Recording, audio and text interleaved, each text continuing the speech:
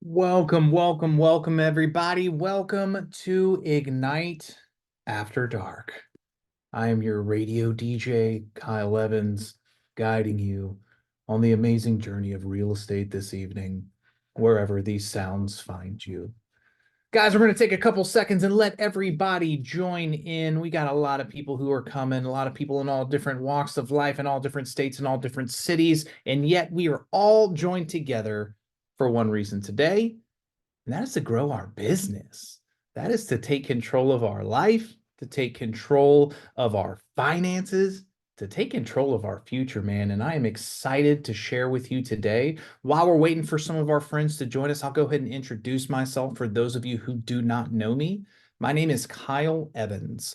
I have been with Keller Williams for, get this, 9 years. And it has been quite a ride. And the reason it's been quite a ride is because I started as a dual career agent, like a lot of people who take Ignite after dark. And I did that for a couple years. And then I finally got the courage, I got the opportunity to go full time. And let me tell you what happened when I went full time. Nothing, nothing happened. I got no business. It was not good. It was not HGTV. Deals were not falling in my lap, and I was kind of a little freaked out. And we're going to get into that a little bit, and I'm going to share some stories with you guys along the way. However, I will let you know there was a happy ending to the tale because I'm with you here. I have done everything in this business, like I said, from being a dual career agent, being a bad agent, just going to tell on myself. One of the things you're going to get from me always is full transparency because I believe honesty is the fertile soil in which we grow.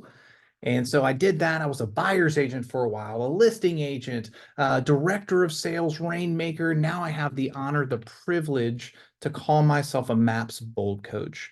And for those of you who don't know what that is, it is a course that Keller Williams has that challenges our mindset and our skill set to help us really grow our business. And I have the honor of flying around the nation and talking to awesome agents like you and helping them truly live their life by design. Man, on top of that, I am a KWU instructor, and I guess at my pinnacle, I'm supposed to share this with everybody because whatever. I was selling, we did 200 and about 60 deals annually for about 66 million, all while being a present husband and a father. And that's one of my passionate things to talk about, guys, is to let you know it doesn't have to be one or the other. You don't have to build a big business and sacrifice your family. And we can have both. And we're going to kind of dive into some of that stuff today as we talk through Ignite and as we talk about building our businesses. Guys, I'm in Baton Rouge, Louisiana. Again, man, if you have any Cajun friends, any people in our neck of the woods who need some real estate, we would love to help you and serve them. But let's dive in today. I think we got most of our people. Guys, welcome to Ignite. Here we are. First off, congrats to you because I was not as smart as you and signing up to learn and grow in my business and even putting in the extra hours at night. So props to you on that because you're doing something that most people won't do. You see, a lot of people in this day and age, a lot of people in this society, we complain about the results that we didn't get from the work that we didn't do. And you guys are challenging that. You guys are showing up here after hours to learn and grow in your business. So sincerely, I applaud you. And I trust that this time will be awesome. So let's learn some stuff today and together. Guys, if you look to my left and you look to my right, you'll notice that there's no one else here but me. It gets a little lonely on this side of the screen. So one of the things that I'm going to encourage and ask you is to engage with me because I assure you, the last thing you probably want to do is just hear me blab on the entire day. And I truly believe that each and every one of you out there has wisdom to share. You have insights, you have knowledge, you have experiences, and we can all learn more together when we're open, honest, and vulnerable. So let's join in. We're going to raise our digital hand if we got something to share. I'm going to call on you and you're going to drop those wisdom nuggets. So let's keep going. Guys, at this point in the stage, you're ready to ignite step 5, session 5. We've made it through 4. We have even ended the first segment of Ignite. You guys have moved on to chapter 2. Here we are. This part is called lead generation. Now, lead generation, I get it. It's chapter 2. I personally think it should be chapter 1 because it is the most important thing that we're going to do in our business, it is so important, it is so foundational that Gary Keller has woven lead generation into almost every course, every class, every training inside of Keller Williams ecosystem. It is so important, in fact, that on your careers, on your journeys, if you're ever sitting in a class and the instructor asks a question and you don't know the answer, if you just shout out lead generation, 50% of the time you're going to be right. Like 50% of the time, they'll be like, yes, exactly. You were paying attention. Someone's listening. It's that important, guys. And we're going to dive into that a little bit today and talk about how we can use it to our advantage to not make our business boring, to not make it something that we have to do, to make it something that we get to do. So we're going to dive in here. Check this out. This is where we're going to go through in this next segment. I'm going to walk you through step 5, and then you're going to have 6, 7, 8, and 9 all on this lead generation principle, all to adapt your skills and kind of build and grow with that. So it's going to be a lot of information coming at you at once in a short amount of time. What I'm going to ask you guys to do is give yourself some grace on this journey. Anything worth having, anything worth doing takes time, right? Skills, growth, businesses, guys, they're made in a crock pot. They're not made in a microwave.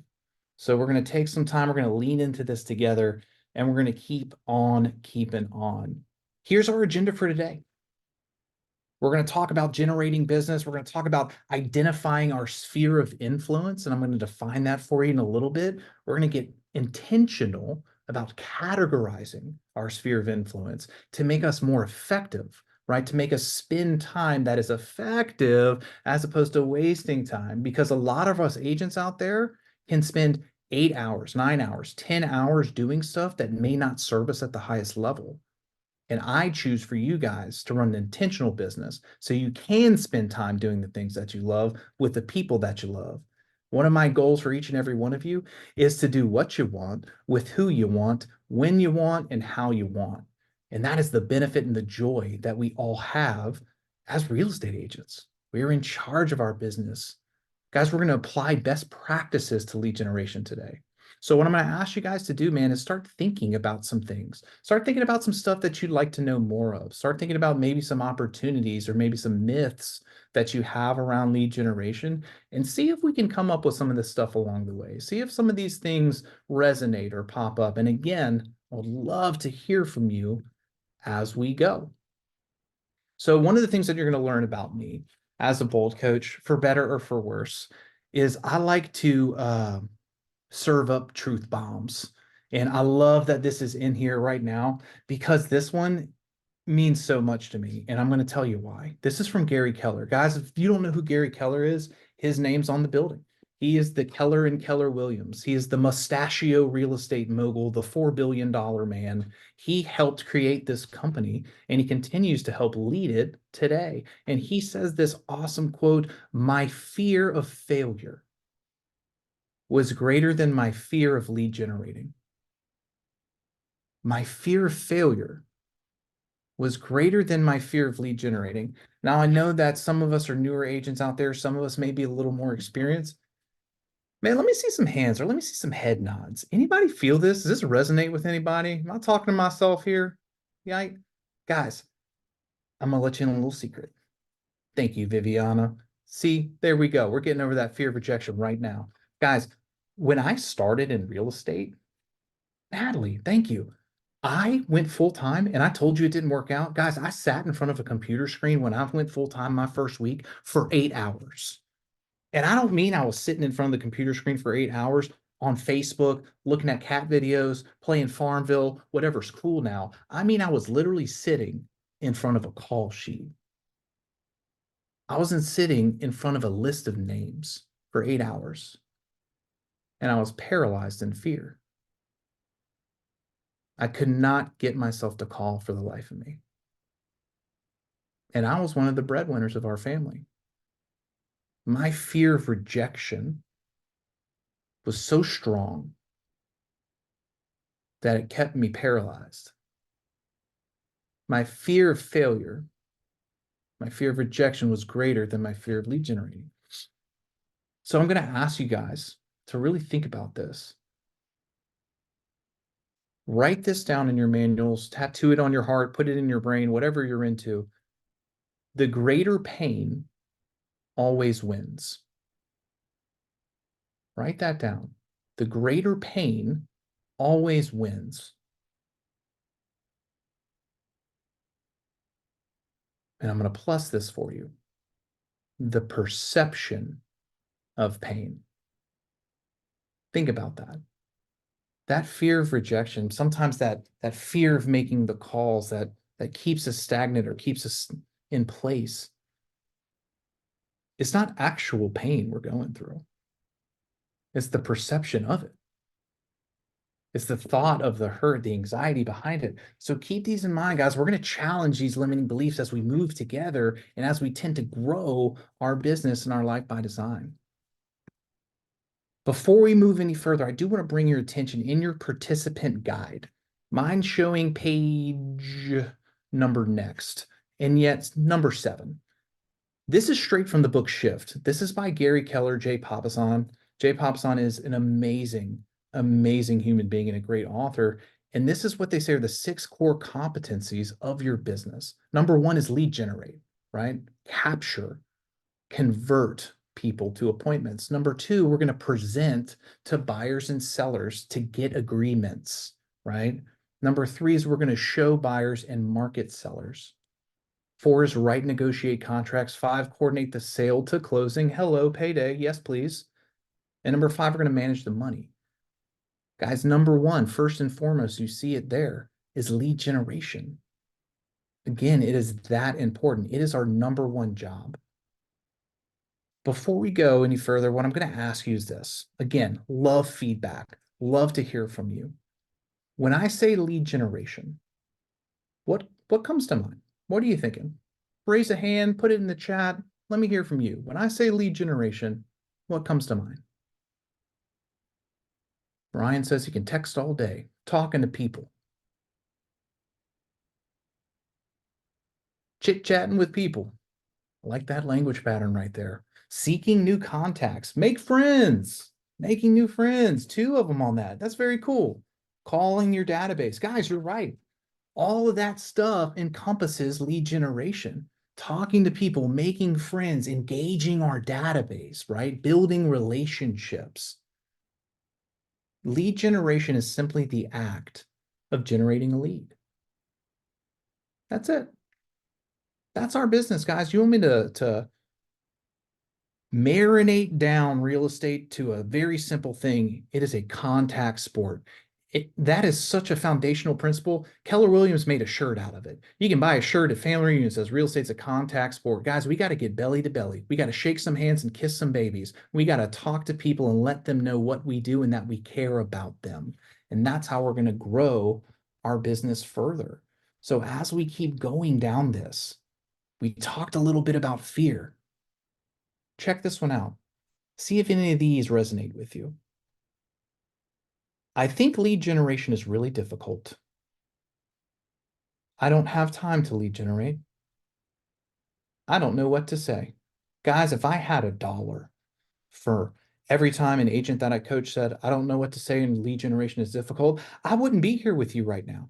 I would be on a yacht in Tahiti living my best life.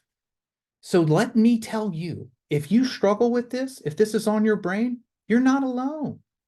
Guys, if there's something that you can take away from this besides awesome skills of lead generation, it's knowing that you're not alone. And so stop being so hard on yourself. Guys, another thing that we always hear is, I'm afraid of making mistakes. This is the cool thing here. This is from Gary Keller, right? Some guy who's uber successful by the outside world. He is worth $4 billion plus. The man knows real estate. Let's see what he says about these own myths, these own fears from his own mouth. I was confusing effort with enjoyment. When we talk about lead generation, I was confusing effort with enjoyment. Lead generation is actually easy. It's just not fun. First off, shame, Gary Keller, because lead generation can actually be fun. And we're going to talk about that in a little bit. But here's the thing, guys, it does take work. Write this down, put it in your brain. The magic you're looking for is in the work you're avoiding. The magic you're looking for is in the work you're avoiding. I am never going to ask you to love lead generation.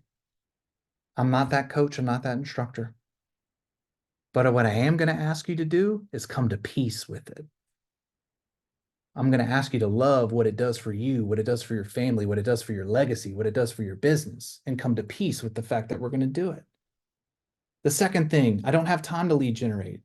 Well, Gary said he had an issue of making time to lead generate and protecting that time. Guys, understand this. There is always enough time for the things that are of priority to you. When an agent tells me that they don't have enough time, I said, cool, let me see your phone. Pull that up. Let's look at screen time. Facebook, 3 hours. What you mean you don't have enough time? I'm seeing some laughs out there. You know what I'm talking about. Guys, there is enough time. We're just not making the time for the things that move the needle forward in our business or life. And the second thing he says, protect it. Protect it. Next, I don't know what to say. I had to get on the path of mastering the dialogue skills needed in this business. They have to get on the path of mastering the skills. Guys, it's a skill base. The cool thing about that is that skills are learnable. I took this from one of the top coaches in real estate in history. His name's Tony DeCello. And he said, guys, if you spend 3 hours per week practicing what to say and how to say it, I know that may sound like a lot, yet in your whole week, 3 hours, you will be better than 90% of agents in your market. He didn't say what background you came from. He didn't say what you look like. He didn't say how old you were. He didn't say how much time you've been a real estate agent. He said, if you practice and role play for 3 hours on what to say and how to say it, you will be better than 90% of the agents in your area. Guys, do you choose to be the professional or the amateur? We got to start thinking differently, crew. The last one here, I'm afraid of making mistakes. Come on, somebody. I know I'm talking to somebody right now. I found that lead generation is nothing more than a set of tasks and skills that are well documented. I'm going to let you in on a little secret. If you're afraid of making mistakes, you're going to make them. If you're not afraid of making mistakes, you're still going to make them. We're all going to make mistakes, guys. I've probably made mistakes since we've been on this call together. I assure you, I'm going to make a mistake before we get off this call together. It's okay. Guys, we don't always win, but we always learn. We may not always win, but we always learn. So get over it, man. Mistakes are going to happen. Stop taking life too seriously. You never get out alive. It's okay. But the cool thing, one of the reasons I'm hashtag unrecruitable away from Keller Williams is because this beautiful ecosystem that we have has well-documented plays to run. We are based on models and systems. And almost any question you have in this business, there's someone who can answer it, or there's a play there, or there's a class for it, or there's a skill set that you can acquire from someone who has dug the well before you. In fact, I'll recommend, I think my finger's on it. There's this awesome book by Jason Abrams. It's called The Millionaire Real Estate Agent Playbook, and you can get it in Keller Williams store. Guys, it is loaded full of easy plays that you can run in your business to grow, even around cough, cough, wink, wink, lead generation. I'm giving you guys the answers before we even go on. So what are we? What is the name of it? Yeah, sure. It is The Millionaire Real Estate Agent Playbook by Jason Abrams. The Millionaire Real Estate Agent Playbook by Jason Abrams. It's awesome.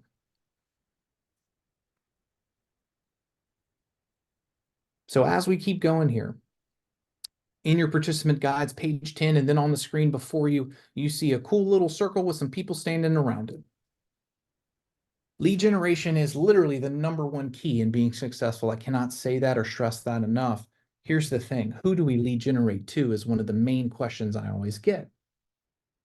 Guys, one of the main pieces that we're going to really lean into today is something called a sphere of influence, an SOI. You'll hear it often.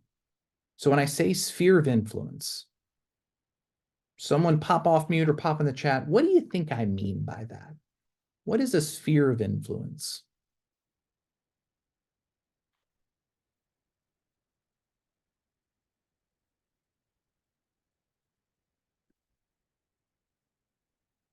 People we know, family and friends, people we already have a relationship with, friends and family. Yeah, these are all great examples of a sphere of influence. You're spot on. Guys, think about this too. Anybody that you may have influence with, it doesn't just stop at friends and family. Because what I desire you to understand and how beautiful this business can get, it's not just your friends and family, it's your friends and family's friends and family. It's not just the people that you know. It's not just the people you have influence over. It's the people that they have influence over. That's how we start to build a really awesome business. That's how we earn our way into those come list me calls, those HGTV deals that just land in your lap. We do it by lead generating to a sphere of influence. Now, when we talk about lead generating, what is, and I'm sure you've heard this already if you've been in Ignite so far, what is our number one way that we tend to lead generate in Keller Williams? What sort of modality do we use? Cold calling? Let me clarify that. I'll give you some A, B, or C here. Phone, email, snail mail. Which one do you guys think? Phone? Nicole says phone. I agree with you. The phone. Guys, the phone is going to be our most effective. Someone's waving a phone around. That's what I'm talking about. Getting into it. There you go. I like that energy at night. Guys, the phone is going to be our most effective way, our most effective strategy of doing it.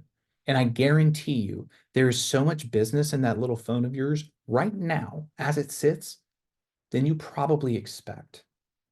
And I'm going to prove it to you. I'm going to give you opinions today, but I'm also going to give you cold, hard facts. Now, I've got some news.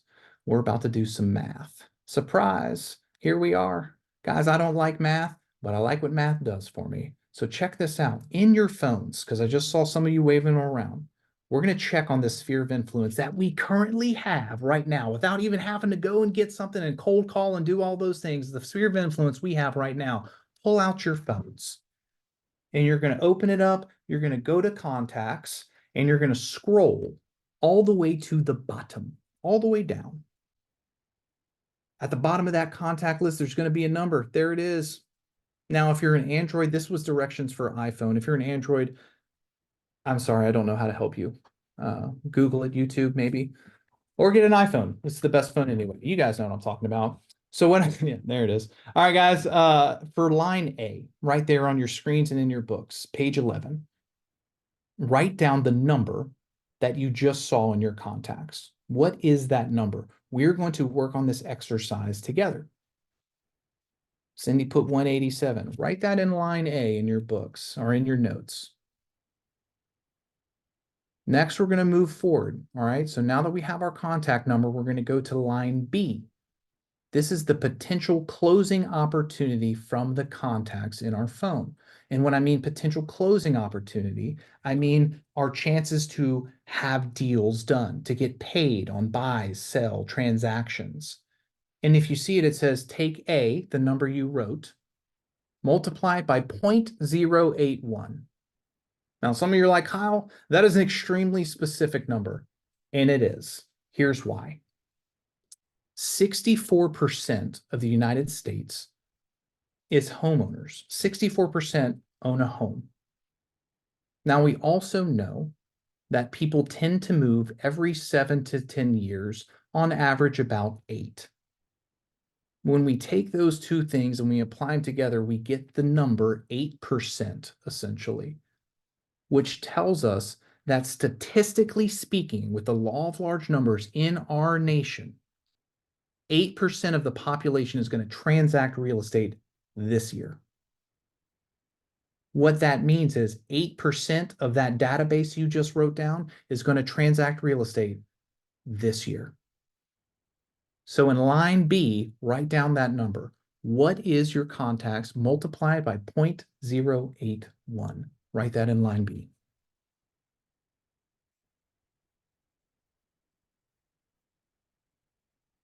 Now in line C, moving forward, potential referrals in our database. Again, we're going to take that database number and we're going to multiply it by 0.1 or 10%. Again, some of you might be like, Kyle, that's a pretty specific number. Well, I'm going to let you in on a little secret again. Keller Williams loves to track data. They like to say that the path is in the math. Keller Williams has been tracking our data through command for years now. And what they have found is a database fully executed with the right information, name, email, phone number, physical address, on at least 2 smart plans, which you will learn about more in Ignite, should generate a 1 to 10 referral rate per year, which means that 1 in 10 people in your database should be sending you business each year. So as we see in line C, take your database and multiply it by 0.1. Write that number in there. Now in line D, we're going to add lines B and C. We're going to add lines 2 and lines 3 together and write that in line D. This is our total potential as it sits, guys, as it sits right now. That is the potential of transactions in your database right now. Write that number in. Now, here's where it gets real interesting. I'm going to ask you guys to take the average commission for your area, whatever that is. I'm not allowed to talk about commission, but you can write it down yourself. Line E, write down your average commission. If you don't know specifically, yes, put a roundabout in them. We see 5, we see 10, we see 20, whatever it is for you. Write your average commission for your area in line E. Now for line F, income opportunity. We are going to multiply lines D times line E. Line delta times line echo. D times E. And write that in line F at the bottom. So you're going to multiply your total potential times your average commission, and that will give you the answer in line F.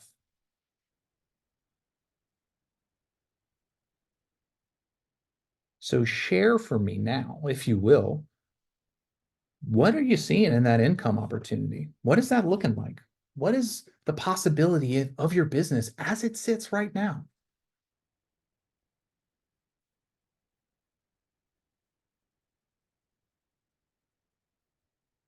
What are those numbers? Pop them in the chat.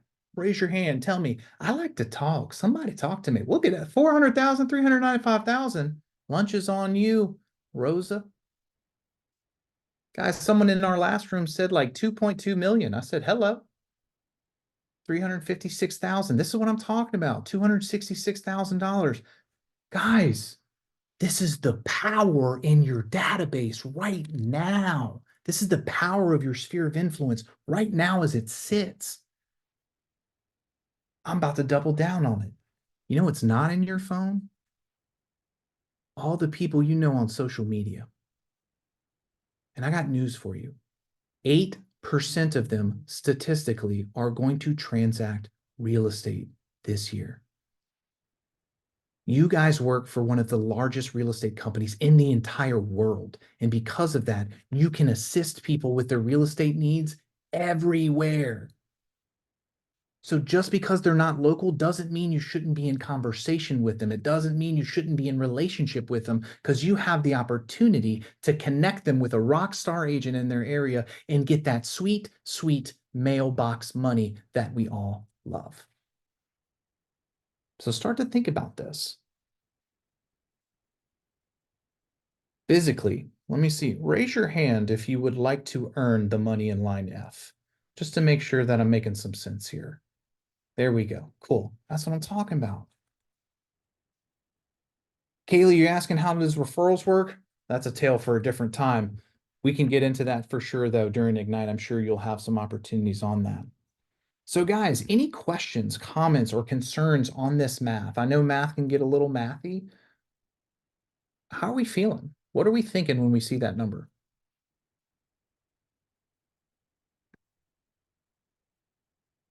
What would that do for you and your family? What would that do for your legacy? How many trips could you go on? How many people could you help? What kind of home could you buy? Cindy says she likes the possibility that it opens up for her. Bernardo says it makes him feel hopeful. Brian says, quit my primary job. That's what's up, Brian. That's what I'm talking about, man. Guys, this isn't, I'm going to give you some more tough love. This is statistics. This isn't my opinion. These deals are going to happen with or without you. That's the truth of the matter. This isn't monopoly money. This isn't made up transactions. These are statistically proven transactions that are going to happen with or without you.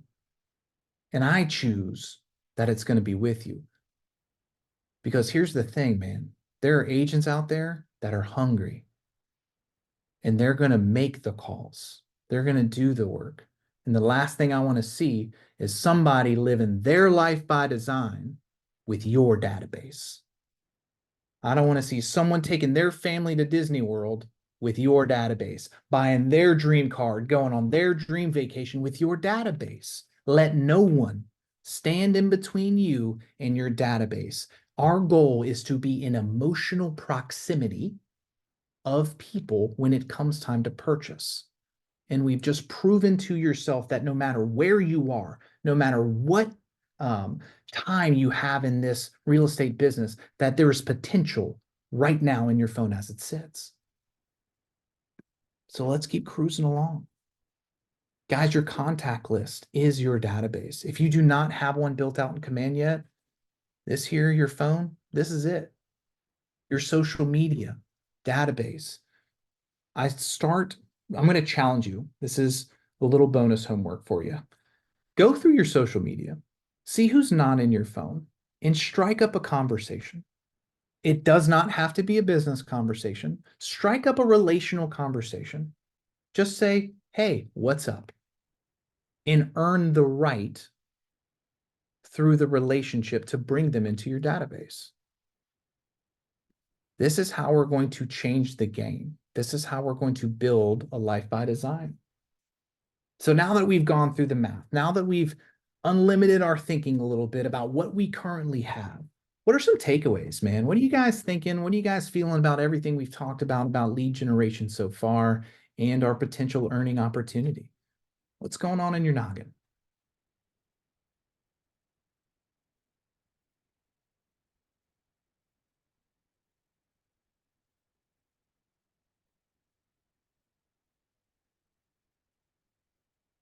Am I on mute? Is that what's happening? No one can hear me? No, the income opportunities are endless if you put the work in. Thank you, Lorena. I hope I'm saying that right. Thank you. Guys, You are. we are practicing our fear of rejection right now as it sits. See that? Hey, guess what? She just shared off of mute and nothing bad happened. I assure you, we're going to have some fun. Look at these laughs. See that, guys? That's what I'm talking about. Let's loosen up, man. Business doesn't have to be so aggressive. We can have some fun and share and learn together. Thank you for sharing. Anybody else? I'll take one more. Makes me want to make phone calls. Come on now. Guess what? We going to. Your wish is my command. We are in Ignite and we're gonna earn that business today. Let's keep diving in, guys. Our next step here, the lead generation model itself. Again, KW is built on systems and models. We got a model for everything. We are going to dig into literally one of the most foundational models in any business, from a solo agent to a mega agent. It all starts with this lead generation model. So make sure you pay attention and take some notes on this. It may look complicated at first, and yet I'm going to walk you through this stage by stage to bring some clarity to some of those numbers, phrases, and arrows you see flying around the screen there or in your participant guide on page 15. Guys, it all starts with the top. We call it living at the top of our funnel, Gary says. Check this out. Lead capture. Lead capture. This falls into two categories: prospecting and marketing. You see it there on your screen or in your guides: prospecting and marketing. We lead capture information through prospecting and marketing and then put them into our database. The more relationships we have, the more business we have. Write this down. My database is my business.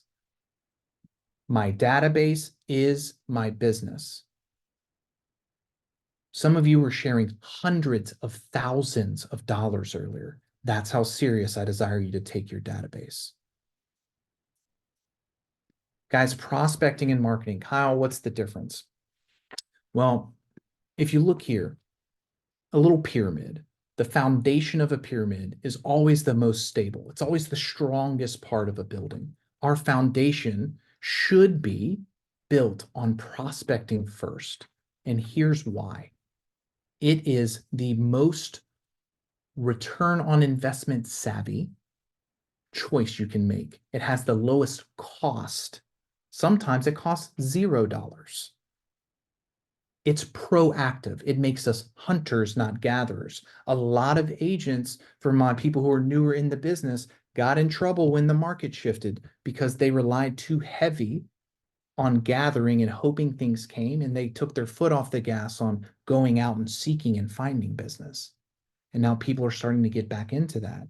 Guys, it produces immediate results.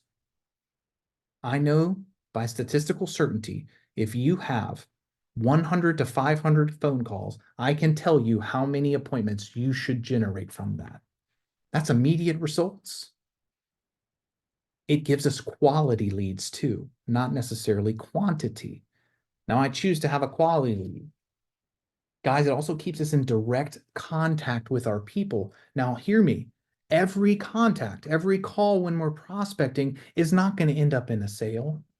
It's not. But it keeps us in relationship with people.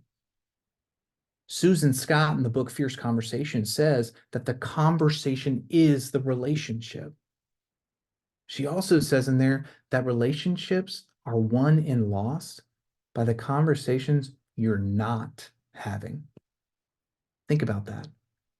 Relationships can be lost by the conversations you're not having. I'm going to give you guys a pop quiz while we're talking about prospecting here. When is, and you can pop this in the chat, when is the best time to say, I love you? When is the best time to say, I love you? Pop that in the chat. What do you think? Pop quiz. Anytime I'm seeing, all the time, anytime. Nope.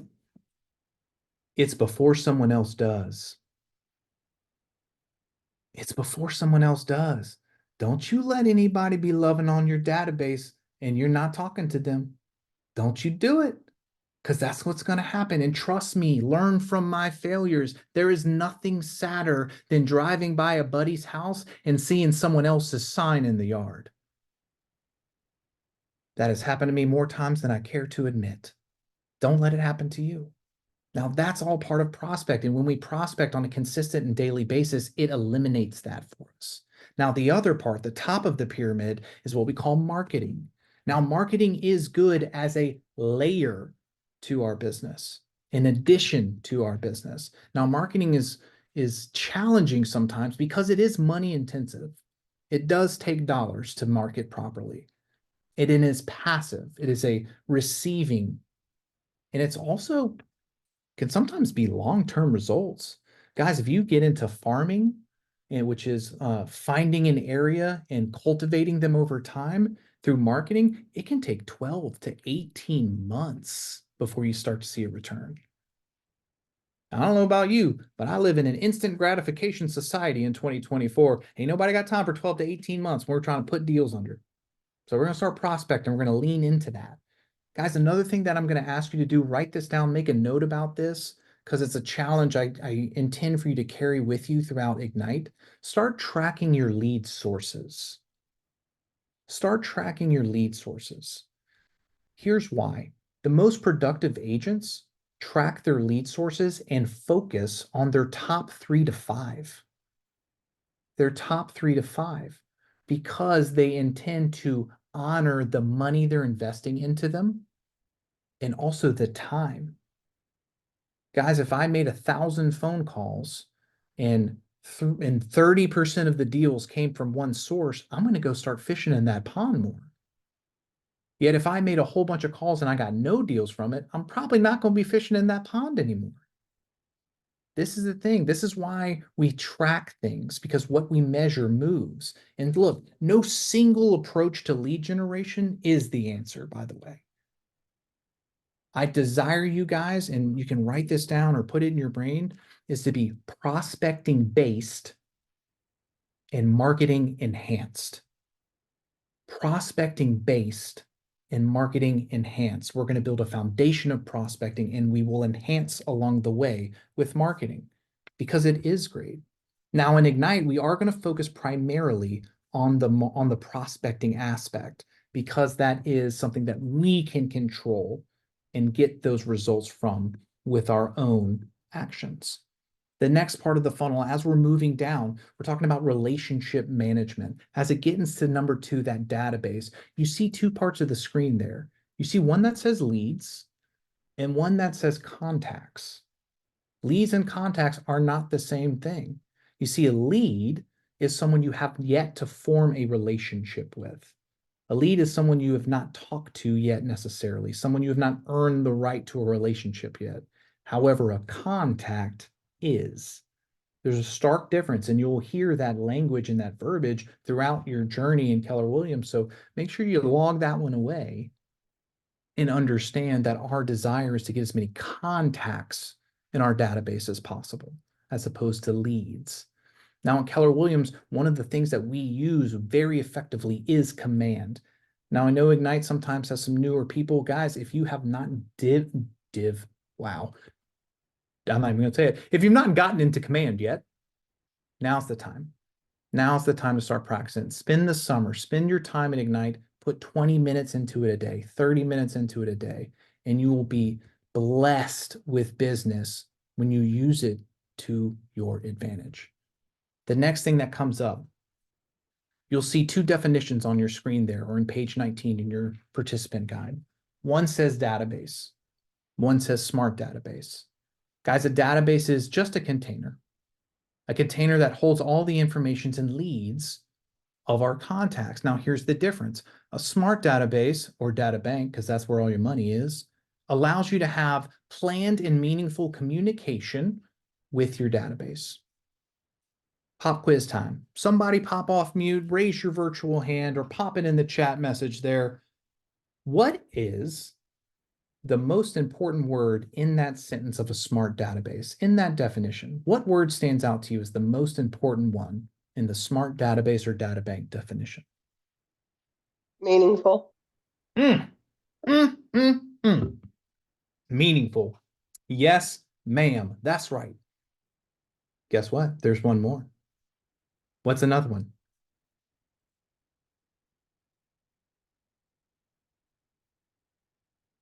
Communication. Communication is a good one, and yet there's another one right around it, maybe a little bit before meaningful. Planned. Planned. All 3 of those together, let's talk about it. Planned and meaningful communication. Those 3 words are very important, and that's what separates a smart database from what we call a dumb database, a simple container. Guys, we must have meaningful conversations with the people in our database. Planned. Guys, if you fail to plan, you plan to fail.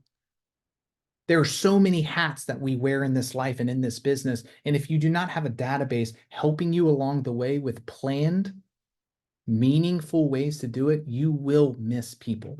Deals will fall through the cracks, and we will see other people's signs in our friends' yards. So let's make sure we're focused on having that, guys. Again, we talked about it. Leads are the people you've earned the right to have a conversation with one way. Contacts are the people we've earned the right to be in constant communication with, a 2-way conversation, a dialogue, not a monologue. We have a value-based relationship, and that's what our sphere of influence looks like. They're a bunch of contacts. Guys, the people who follow you on social media, the people you meet at open houses, the people you talk to in your neighborhood, those are all contacts versus leads, because there can be 2-way conversations there. Nod your head if I'm making some sense here. You guys with me still? We tracking? We tracking? Awesome. So let's talk more about relationship management. You'll see in step 3 here, cultivate contacts for conversion, interactive and needs-based offering. On the screen, you see relationships must be attended to, cared for, and cultivated. Check this out, guys. Your database is a garden. I know it sounds funny, it sounds cheesy, whatever, but listen to me. Hear me out.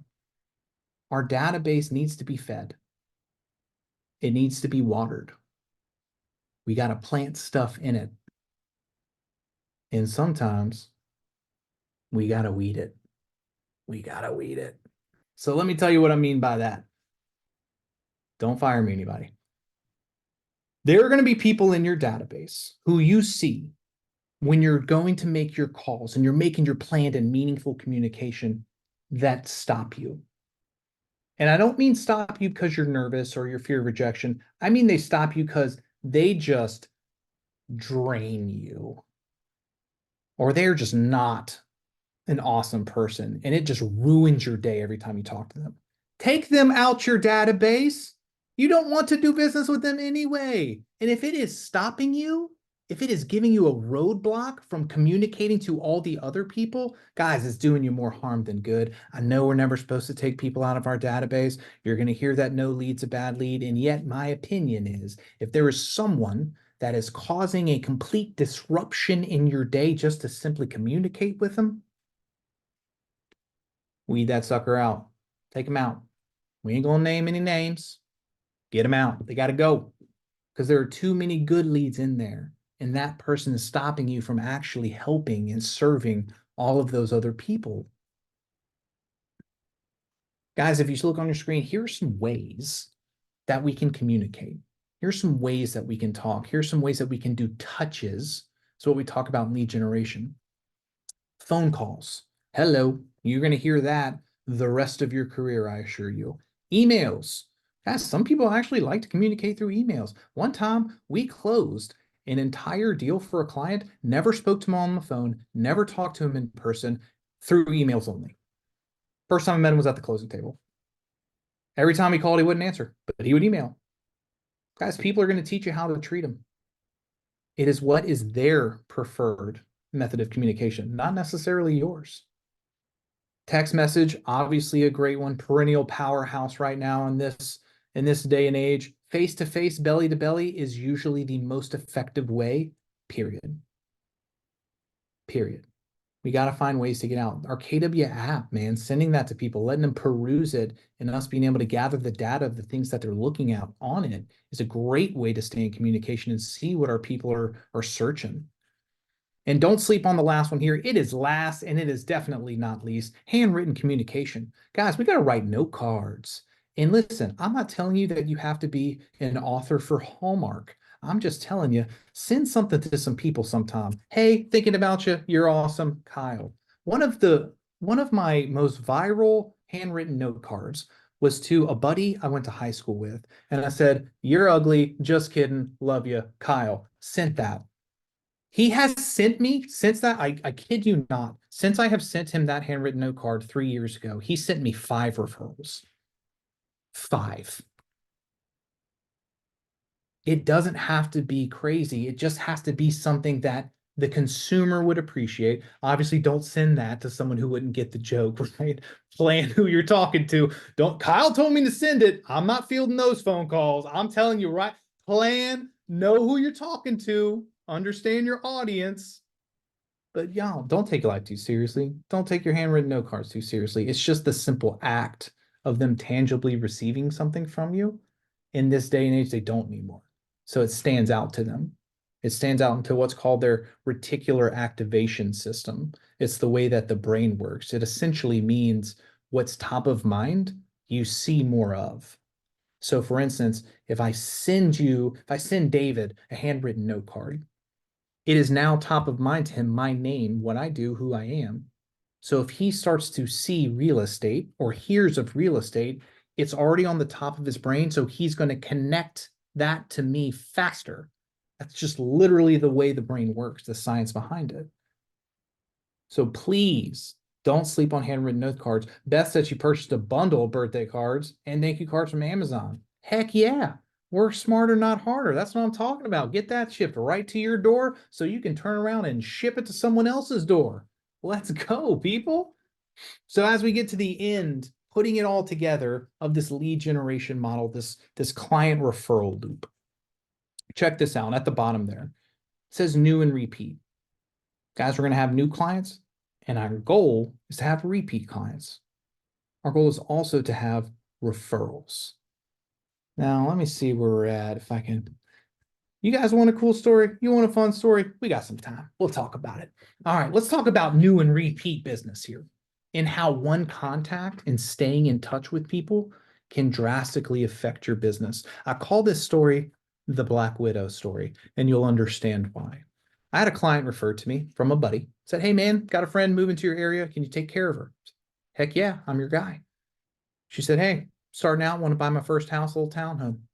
Cool, let's do it. Bought it, loved it, kept it. Now, what most realtors do is they disappear after the closing and never talk to people ever again. You know what I'm talking about. Yet I choose to run my business differently.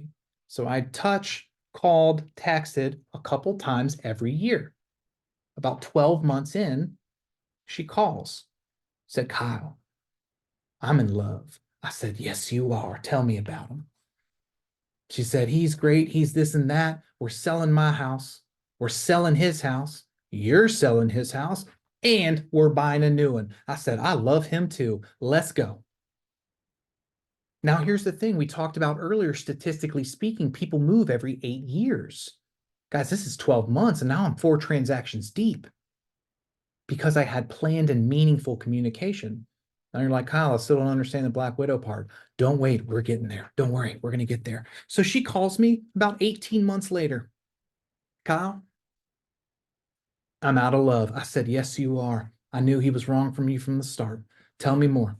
She said, just we're selling that house that we bought together and you're selling me another house. I said, cool.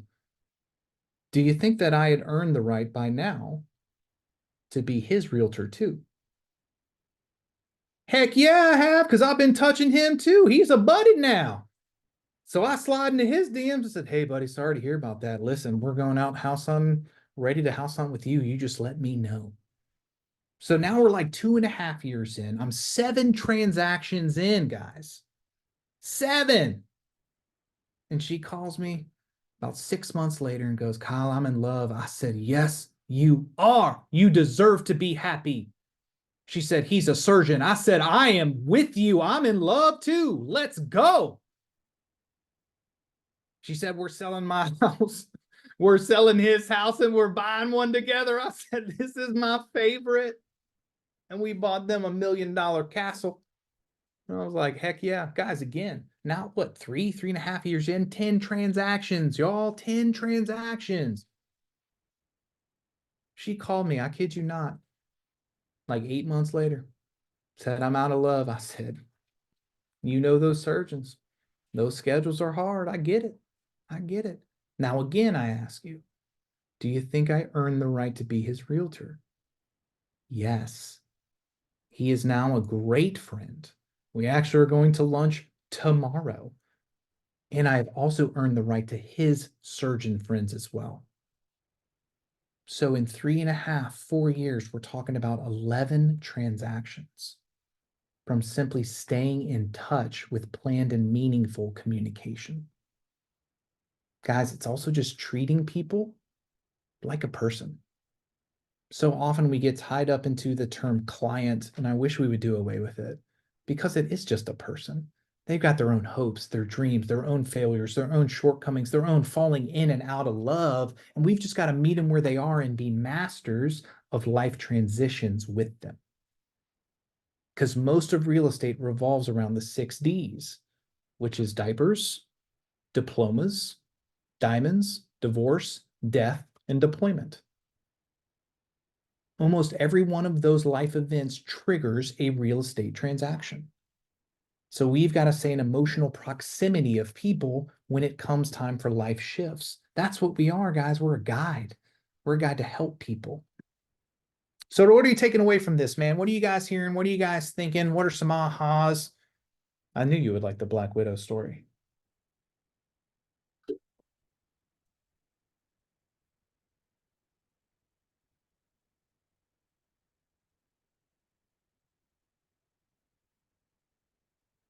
Do I need to tell it again? Is that what's happening here? I need to tell it again. God. What are you guys hearing? Talk to me, Goose.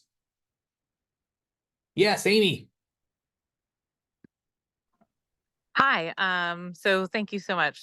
This has actually been really cool. I think that for me, something that I've had to figure out how to get over, and this has been a big thing, is my contacts. I was a manager before, and so a lot of the people that I'm in contact with or that I have contact with, I've lost contact with because they no longer worked with me or whatever it might be. And so I actually need to learn how to retouch those relationships without just asking like for referrals, if that makes sense. Like I have to not just say, "Hey, I'm an agent. Send me a referral." Like I need to be like, "Hi, remember me? It's been a long time." And I don't know. I didn't really like put all that together about how I could really do that in a positive and professional way without just being like, "Help me."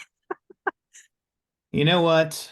I'm gonna teach you guys a lesson. Guess what? She just shared and nothing bad happened. In fact, I actually have a great conversation model for that exact circumstance that I'm gonna share with you when we get to lead generation part because you brought that up. So see what I'm saying, guys? Good things happen when you share. So remind me though when we get there so I can give you a perfect conversation model for that because that's a common thing. You're not alone in that. That happens all the time. Okay, thanks. Anything else? What else are we hearing? I see staying connected a lot. Go ahead. Oh, I'm sorry. No, go ahead. Amy, I had the same problem. I have about, I don't know, 380 contacts, and probably 150 of them are work contacts. Some of them I don't even remember how I know them.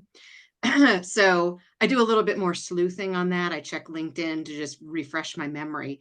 But those ones that I haven't been in contact with, I remind myself they haven't reached out to me either. So it's a two-way street, and it's given me some confidence.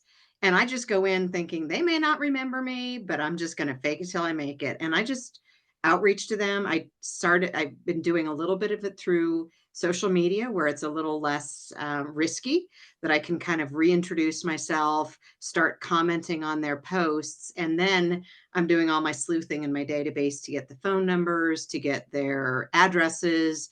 And then that's when I'm going to start putting them into an 8x8 or a 33 touch plan. And then in the course of that, the opportunity to call them is going to come up. And then I can say, oh my gosh, I saw that these things were happening for you. How exciting, you have grandchildren, whatever the story is in their life. I can weave those in. And what was it, the Ford that we talked about the other night? So I look for those Fords in their social media, and I just pretend like there's no time has passed, or I Mhm. laugh about it. So I haven't talked to you in 30 years, but I think of you fondly, think of you often.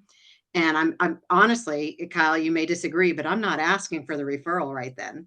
But I am making sure they are seeing my new career in the course of my interactions with them, because they'll be getting those communications that announce my business. And then the next time I talk to them, I will have laid the foundation to ask for progressing, because I've got a lot of people I do talk to on a regular basis. So I don't feel so bad about asking them for business. I don't have to close that 30-year gap. Beth, So it's kind of how I've approached it. first off, um, fantastic comments there. And I actually do agree with you and don't disagree because I think you're spot on. The last thing that we are going to do building a relationship with somebody that we haven't talked to in forever is ask them for a referral. Come on, people. That is a quick way to earn them on the do not answer list real fast. Beth opened the door. I guess we're going to walk through it now. Here it goes. Great message to reconnect with old people, not old people, people you haven't talked to in a while. Probably works with old people too. It goes like this. Hey, Beth, haven't talked to you in forever. Listen, how are you? I have done a poor job of keeping in touch. Claim it. One of my goals this year is to rekindle some old friendships, some old relationships, whatever that person is to you, insert that there. What's new? Catch me up. Here's why it works so effectively. Because when we claim the awkwardness, it loses its power. We also give them the grace of saying it wasn't their fault. But Beth hit the nail on the head. She said, they didn't reach out to you too. Guys, they know they didn't reach out either. They know that they didn't honor the relationship either. Yet when you claim it, it takes the power away and it lets you just start to pick back up. And like she said, please, for the love of your business and relationship, do not ruin that rekindling with a business ask. I may get kicked out of my job for saying that, and yet I agree. Let's build relationships with people and then earn the right to their business. Well said, Beth. Guys, again, someone shared. It was awesome. Nothing bad happened. Let's keep this train on the tracks.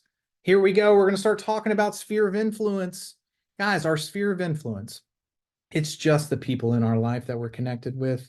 Again, it can be family, friends, distant connections, childhood friends, your friends' parents, former coworkers, neighbors, moms, friends from college. It doesn't matter.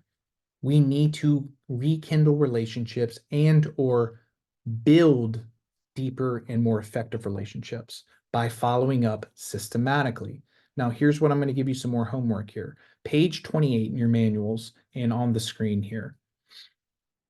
You see a list of categorizing your sphere. Categorizing your sphere. Your homework is to start going through your phone book or your database and categorizing your sphere as such. Immediate family, friends, relatives. Guys, relatives is people who are outside of your immediate family, cousins, uncles, aunts, things of that nature. Your neighbors, past coworkers, hearing that a lot. Let me answer this question. Denise said, many of my contacts, friends, and family are in a different state. How can that help me? You have the benefit of working for Keller Williams, and there are agents in that state more than likely. So when it comes time to buy or sell and we're staying in communication with them, we will refer them to an agent for a referral fee and collect that money upon closing. Great question. Teachers, worship club, volunteers, professional services. I do want to bring up some facts on this categorization because what I would desire you to do is look through your database, not only categorize it, look through it and find the holes that you see. Find where there aren't these people in there and then fill it with it. So let's talk about professional services. What that means is doctors, therapists, dog trainers, whatever it is, your electrician, your plumber, your lawn guy. Those people go in your database, guys. They're living, breathing adults, and they're probably going to buy, sell, or invest in real estate. Let's make it with you. Financial and legal services. What I mean by this is attorneys, your accountants, your tax preparer, your banker, like any of those people should be in your database. Wealth management. I'm going to give you a little sad fact of America. About 70% of marriages end in divorce. Guys, almost every divorce attorney is working with about 10 files every month. Almost every divorce triggers multiple real estate sales. You say it's 70% now? Hmm? Did you say it's up to 70% now? Yeah, it's like 68.9. Yeah, Wow. interesting. You better go make some friends with some divorce attorneys, guys. They are out there. Let them refer you. And here's the thing. I don't mean this like maliciously or anything like, ha, ha, ha, we're going to get these divorces. These people are going through some stuff that is hard for them. And what they need is someone who is an understanding professional to help make this chapter of their life as seamlessly and smooth as possible. Like that's a gift that you give to somebody to help them in a trying time. So go reach out to these people and add them to your database. The last one, personal services. I mean, nails, hair, massage therapist, your trainer, babysitter, whatever it is, put them in your database. I had a friend who got their barber licensed, paid to get them licensed, so he could send him referrals and he can get paid for it. That barber sent him 15 deals in 2 years. That was the best investment that guy ever made. Here's why, guys, people who are doing nails, people who are doing hair and stuff, they're literally just talking to people in their chairs all day. And if they're licensed and can get a referral, they are highly incentivized to send you that business. Just a thought. Just a thought. So start adding these people to your database and let's start contacting them and get in relationship with them. Now, each and every day, our goal is to build our sphere of influence. Now, yet before we go any further, we're at the halfway point. It's 9:05 here. I don't know what time it is there. So this is what we're going to do. Tony Robbins, if you were at family reunion with Keller Williams, he said that our energy is dictated on our state, not necessarily our sleep, not necessarily the food we eat, but our state. So we're going to change our state real quick. Everybody, whether you want to stand, whether you want to sit, just give me a little caboose wiggle. Shake those shoulders a little bit. Let's change our state a little bit. Let's loosen up. Let's loosey-goosey. We're at the halfway point here, and we got some work still ahead of us. Let's have some fun. Awesome. See that energy change already? That's what I'm talking about. We can change our energy, change our state. So here we go, guys. Building our SOI, building our sphere of influence every day. Are we ready to change this again? Let's do this exercise. Think about this. Close your eyes for a second. It is the afternoon or evening where you are. Think about your day that you just had. Start at the beginning. Start in the morning. When you woke up, what did you do? Who did you see? When you got dressed and you left your house, did you go get coffee? Did you go eat something? Did you go see somebody?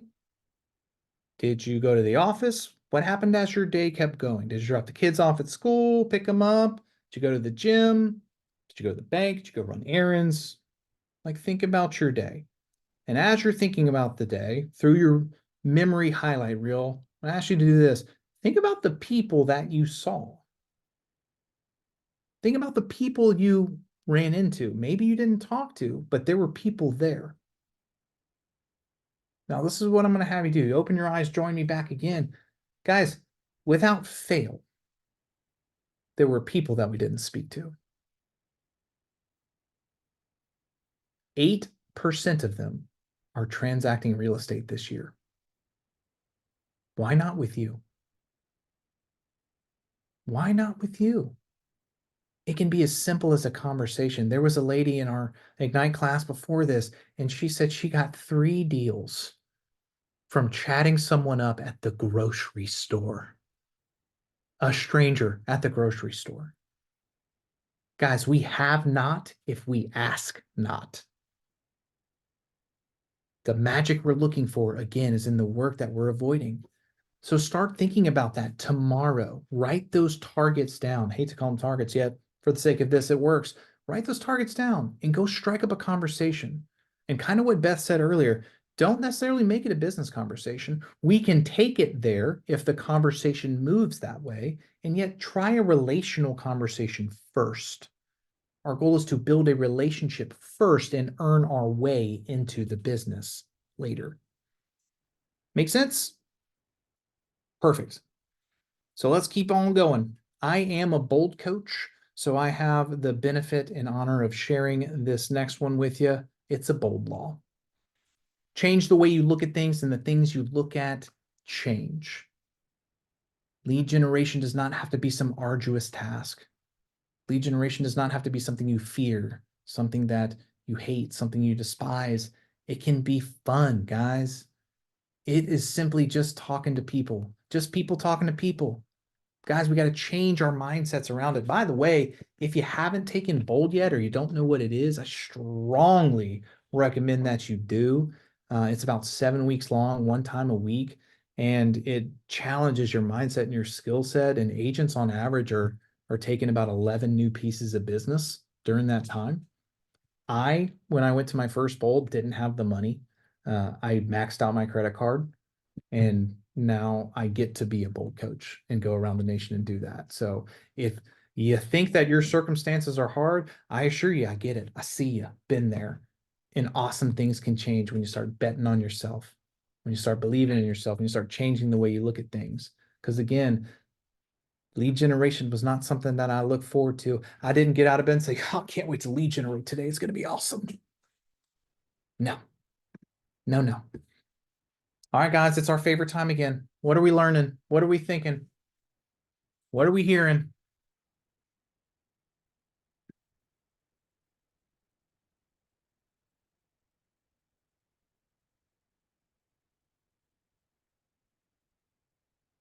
Communication is key. Love that.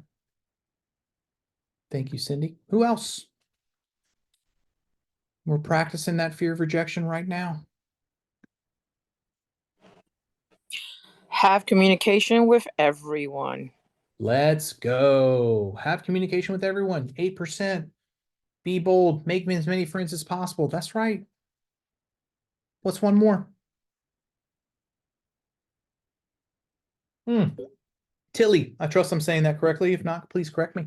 Yes, I would say building, rebranding relationships that may have been stale, and then move into business whenever the time is right.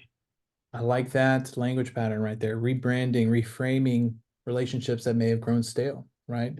Owning it, guys, owning it. People love authenticity, right? What they've come to find in recent studies is authenticity is the most attractive quality or energy that people have.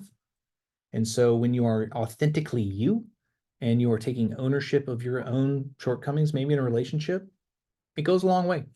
Goes a long way. Nicole says, push yourself to be uncomfortable because that is where growth happens. That's right. There is no growth in the comfort zone, and too many of us fall short of what we're capable of because we choose comfort in the present over what we desire most in the future. Don't be early career Kyle. Don't be that guy because he was poor and sad. Get over it. And we're going to do this together. So as we keep on going, man, we're going to talk about expanding and building that sphere of influence. How do we get more people? How do we get more of these deals? I had to weed too many people out of my database, Kyle. How do we get some more of those people in there? Well, let's talk about it. Part of adding to our sphere of influence is adding more information to it. Adding more personal information so we can have a meaningful and planned communication with our smart database. Guys, we've proven that you have phone numbers, but do you have hobbies? Do you have pets' names? Do you have kids' names? Do you have job titles? Do you have favorite things that they enjoy? Their history, their home address? Do you have that information? That stuff makes us effective in our communication. It makes us effective in our relationship. I'll go ahead and give you a little nuggy nug right here. Man, if you know somebody in your database who has a pet, send them something for their pet. My pet people out there, you know, someone sends you something, you're like, oh, that's nice. Someone sends something with a name to your pet, you're like, oh my God, look, this person cares about sweet little princess muffins here. I'm telling you guys, but we can't do that. We can't give that gift if we don't know the information. I'll give you a quick story about Target. Anybody know what Target is? Red branded like grocery store shopping, Target, if you will, for some of us. It's fine. I get it. I'm hip. So there's a story about Target, and it was in a book that I read, and it goes like this. There's a man, he had a 13-year-old daughter. And guys, anytime you go to Target, you type in your number at checkout, and you type in your number. Target doesn't want to send you a thank you card. Target wants to collect your data.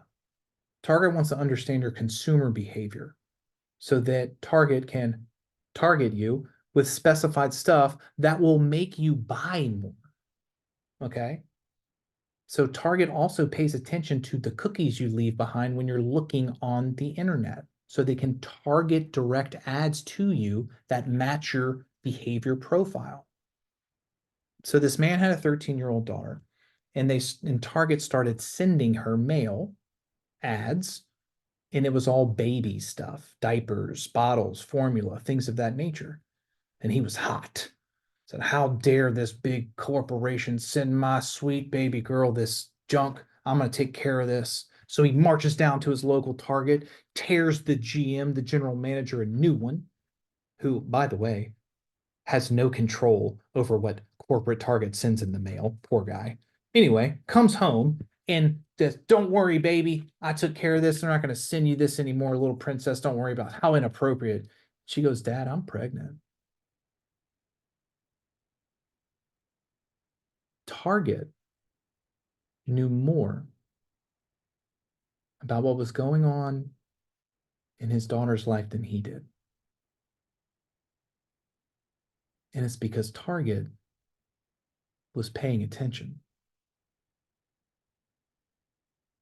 The question to you guys is, how can you pay more attention to your database? How can you understand their consumer behavior? How can you understand their life events, their wants, their needs, their hopes, their dreams, their pets, their children? My director of operation, she bought a house before we got into a relationship together, and her agent from years ago still sends her kids a $5 Sonic gift card each summer. Happy summer. Hope they enjoy a slushie or whatever. Now, granted, she's not going to use her. She's going to use me if she ever buys. We understand that. And if I did not have my license, she would 100% use that person. Her kids have been trained by this person now. Every time summer rolls around, her kids ask her, hey, did Sharon send the cards yet? Kids call her by name. That's a $10 investment each year, guys, for thousands of dollars in return. By the way, that's her only touch that she makes all year. Lead generation can be fun. It doesn't have to be boring or hard. It can be easy and effective. We've just got to start thinking differently. Change the way you look at things, and the things you look at change. Another way to get this information with our sphere of influence is just ask. Just ask. Guys, you have not if you ask not. I'll give you a key tip right here to get someone's email in your database. Hey, Frank, I'm working on sending out a newsletter to people in my database. Can I send it to you to have you look over it and give me some feedback on it? I would really appreciate that. They're going to say yes. Here's why. People love to give advice. And the way you're phrasing it is, you're not sending it to Frank for him to have it. You're sending it for him for his critiquing. So psychologically, it tells Frank that his opinion is of value to you. That is literally a guaranteed way almost every time to get someone's email. Just a simple ask. Now, you better have a newsletter to back it up, or else it's going to get a little weird.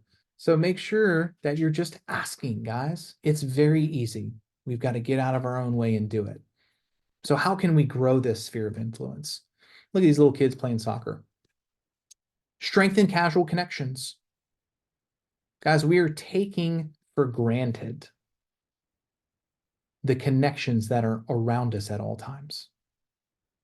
We are taking for granted the potential business opportunity that is around us at all times. Are you talking to your kids' coaches, your kids' teachers? If you don't have kids, are you talking to the teachers at your local school? Are you talking to the coaches at the local school? Are you hosting a seminar for them? Do you know your favorite checkout person's name? Anna, what you got for us?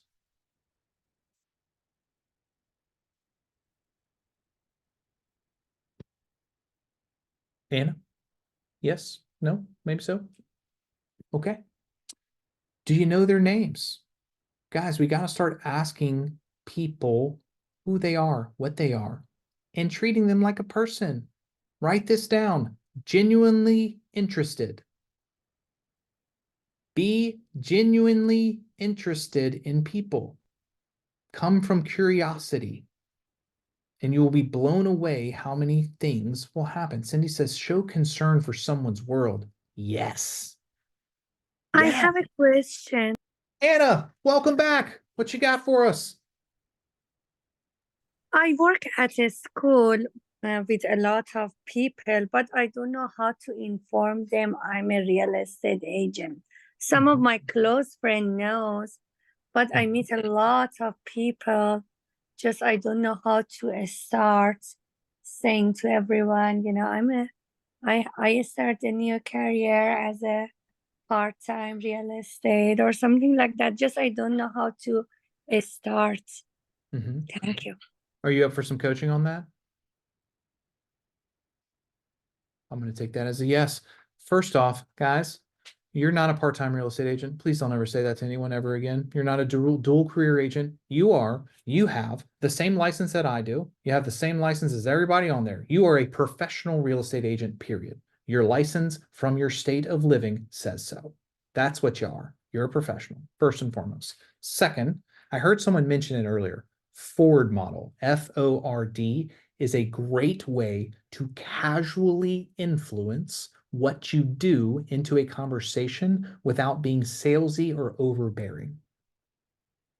So I would strike up a normal conversation with whatever relationship style you have. Hey, how's your day? How's it going? How is work going for you? Here's what's important about that question. The natural flow of conversation is for them to return that question to you. How's work going for you? Now, if it is at the school where you work, bring up the school. It's great. And man, I started a real estate business and it's awesome. I've been learning so much. I'm looking at houses all the time. I joined an awesome brokerage with some top performers. Drop a couple little Hansel and Gretel breadcrumbs in that conversation and get back out to relational. Don't stay there too long unless they bring the conversation to that. Does that make sense? Like, don't just say, oh, hey, yeah, I started as a real estate agent. It's awesome. And then shove your way into it. Start dropping clues because our goal is to start to slowly educate our clientele on what we do and who we are. And we do that through having multiple conversations and not just one. You got a date before you get married, usually. So let's do that with our people. That's a great question, Anna. I trust that answers it, and we'll try to keep going here. Guys, another way to grow your sphere in your database is joining groups, volunteering, being a part of your local community, business networking groups all over the globe. Start your own. What about volunteering at a local shelter? I know agents who absolutely demolish their business and they only pick up people from volunteering. Here's what's cool about that. The majority of people who volunteer tend to have a good heart. And so if they see you there and understand your profession, they're like, hey, that is someone that I think would have my best interests in mind doing business together. It's a natural conversation flow. I've got a buddy, he's a top agent on the East Coast, and he does, I don't know, 10 to 15 deals a year from his softball league, little beer league. He just goes and hangs out with 10 to 15 deals a year from a hobby that he enjoys. Like, go join some clubs. Not telling you guys got to go out there and start balling, but whatever you're into, go find some people who are like-minded into it and build a community around it. There's a ton of opportunities if we just start training ourselves to look for them. Also, wear your swag, man. People start up conversations all the time from being in Keller Williams swag. The next one here, referrals. Guys, referrals, again, we've talked about it. We've touched on it. You work for the biggest real estate company in the entire globe. You're here right now talking with some guy in Louisiana you just met today. He's coming to talk. That's how connected this is. Someone asked again earlier, said, hey, my people aren't around me. How do I help them? You stay in those real estate conversations and you connect them when it comes time. Another thing that you can do is go look and study where people are moving to your area from. Go find the top 10 sources people are moving to your area from, the migration patterns for your city, then go into command and start reaching out to agents in that area. Strike up a conversation. Guys, they're agents. They get it. They know. Hey, listen, just want to make this easy for you. I noticed that a ton of people are moving from Dallas to Baton Rouge. Do you happen to have a referral agent here? Listen, I would love to interview for the opportunity to be your referral agent. Do you got some time today or in the near future? I could tell you about who I am in my business. Boom. There you go. That's easy ways to start building our referral pipeline, our referral network. This business does not have to be difficult if we choose it not to be. So when we talk about gathering leads from our sphere of influence, one of our fears earlier today was, I don't know what to say, Kyle. Well, here's a shot straight from your book, a decent message that you can send. I am building my business on people I know and the people they know. Do you know of anyone from family or friends, work, your neighborhood, or groups you belong to who's thinking of buying, selling a home, or investing in real estate? I would be pleased to be a resource for them. Okay, it's okay. It's a little wordy for me. If that's your thing, cool. This is what I do want to influence you on. It may not sound like you now. It will sound more like you when you say it 500 times.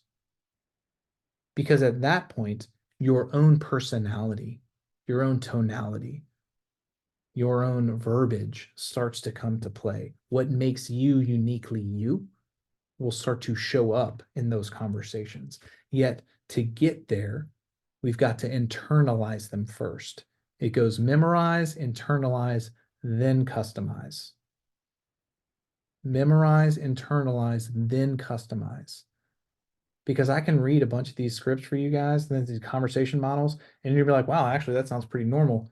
It's because I've done this over and over and over again.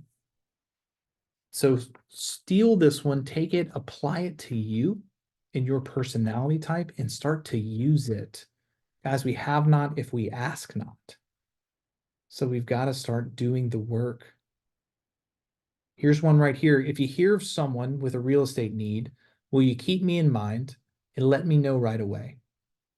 That one's pretty good. I would plus it like this. Hey, Frank. Sorry if there's someone named Frank out there. It's just my go-to. Hey, Frank, listen, statistically, there's going to be about 7 people you see this year who are buying or selling real estate. I don't expect all of them. Can I count on you to send me one? Mic drop. You're welcome. Was that a hard conversation to have? Of course not. And it's what we call in negotiating a red herring. It's essentially giving them a large thing to look at and settling on something much smaller that you wanted anyway. And to them, they're like, hey, you know what? Wow, Kyle, that's very reasonable of you. Yeah, of course I can do that. And I'm like, sweet, I just wanted one from you anyway. Next. Super easy. Like, write that down. I mean it, man. Start throwing that into conversations. When we talk about like sprinkling stuff, I'll just sprinkle that into casual conversations with people all the time. Hey, while I got you, listen, you're going to probably see about 7 people who are moving this year, either buying or selling. Look, I don't expect all of them. Can I count on you to send me one? Did that sound natural? It sounded conversational, doesn't sound salesy at all. Our tonality plays a massive impact in the words that we're using. So this is why I say you've got to practice so your tonality of who you are shows up as your authentic self. But it won't do that if you never practice the instrument.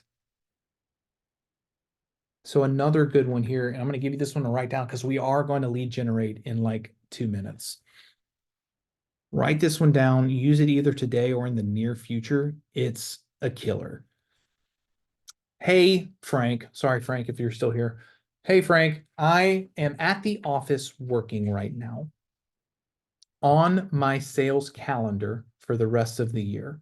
Hey, Frank, I'm at the office working right now on my sales calendar for the rest of the year. Do you or anyone you know have a real estate need? And if so, what month? So I can write you down so we do not miss you because you're important to me. Hey, Frank, I'm up at the office right now, man. Look, I'm working on my sales calendar for the rest of the year. Listen, do you or someone you know have a real estate need? And if so, what month? So I can jot that down real quick because, man, you're important to me and I don't want to miss you. Sound like I've said that once or 10,000 times? Of course. And every time it feels like the first time for them. Let me break down what makes that so effective. 1, it's super quick. 2, it's time oriented. All work fills the time allowed, so we gave them a timetable. It makes their brain start thinking of the answer differently than when you give them an open-ended one. Hey, this year, do you or someone you know?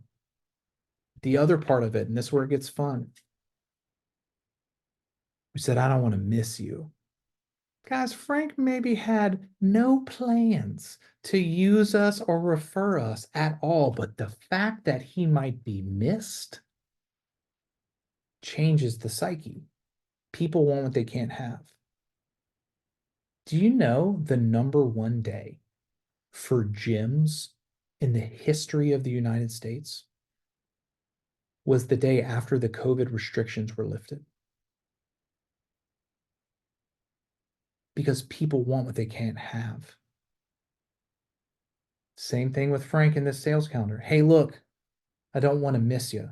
Oh, dang, I don't want to be missed either. Better hop on this. Guys, it's human nature. And then we wrap them in a warm hug here. We say, because you're important to me.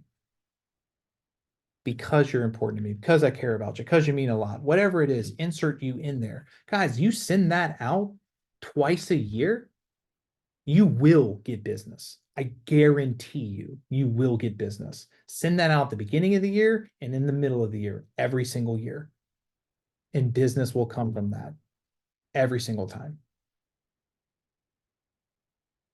So another one that we can say, and we kind of touched on earlier with Beth, I'm going to give it to you again because I think it's solid gold for rekindling relationships. Hey, Susan, haven't talked to you in a while. Listen, I've done a poor job of staying in touch, and that's one of my goals this year is to get better at it.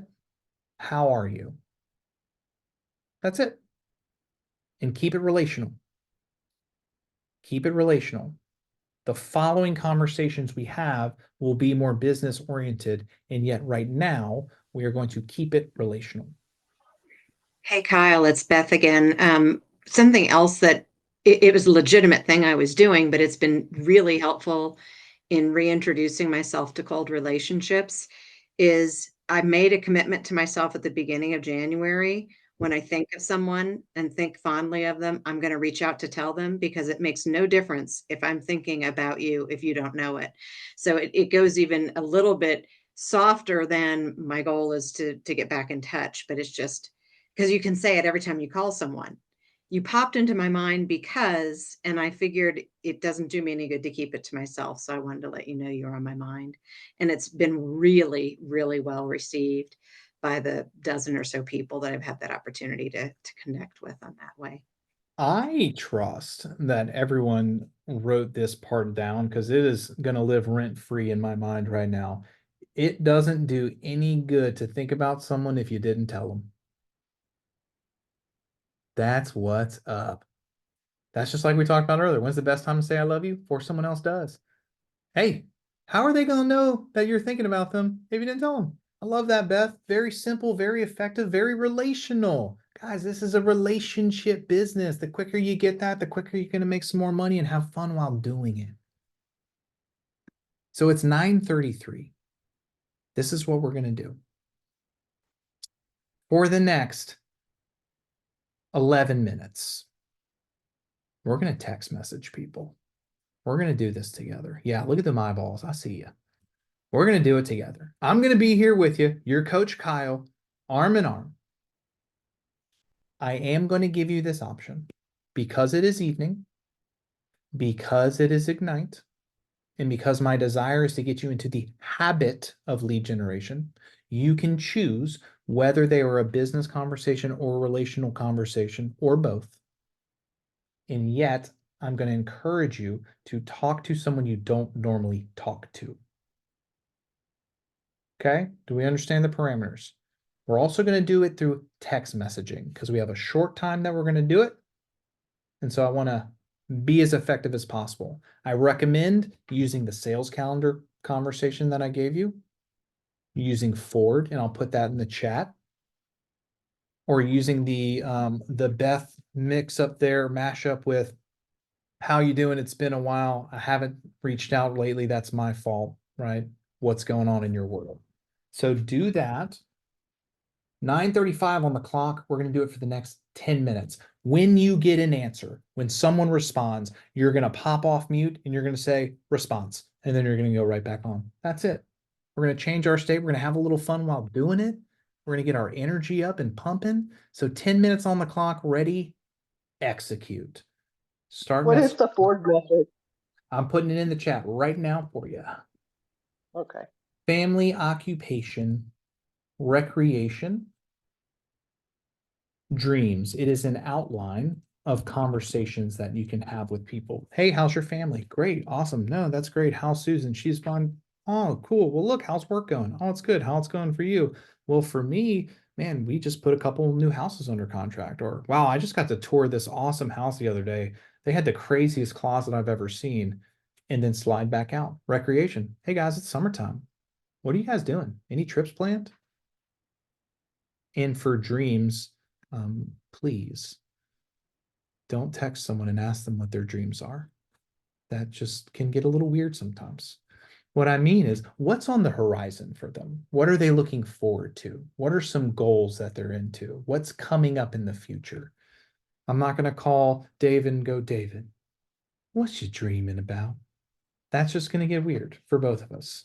But yet, if I was like, David, man, you got anything coming up in the next year you're excited about? Vastly different conversation. All right. Vastly different conversation. So shoot those messages out, man. Guys, I'm here for you to encourage you hand in hand. If you have any questions during this time, let me know. I'm going to be awkwardly staring at you anyway, willing you to do this, willing you to fight for your business. If you need some more motivation, flip back in your manuals to line F that you wrote down that 200, 300, 400, $500,000 in your database right now. That's the motivation you need to send these text messages because they're there right now, waiting. If you need me to yell at you, I can do that too. Yes, what was that? Go ahead. I got to respond. Oh, response. Yes. All right, we're off to it. Check this out. Even bought a Pavlov's dog bell. Response. Good job. Who's the next one gonna ring the bell? Let's go. Let's go. Cindy on the board. Cindy on the board.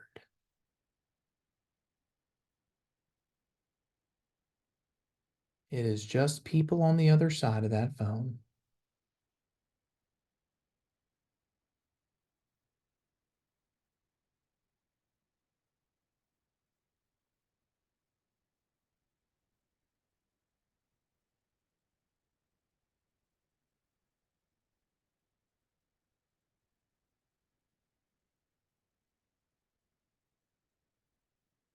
Don't play small, make the call or text.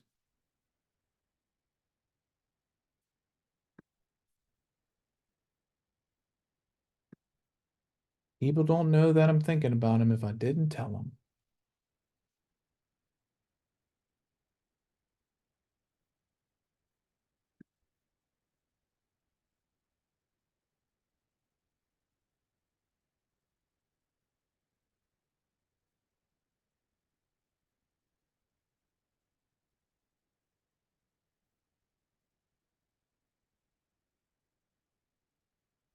This is your moment. Challenge that fear. Feel the fear and do it anyway. It's okay to be sweaty. We're going to do it anyway. It's okay. It's okay to be nervous. That just means you care.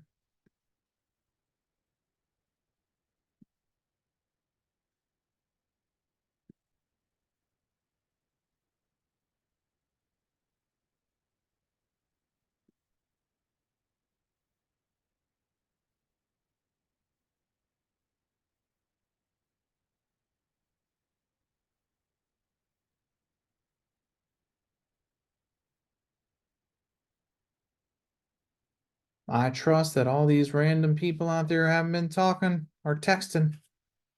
Because if not, my people who are communicating, they're out there stealing your database.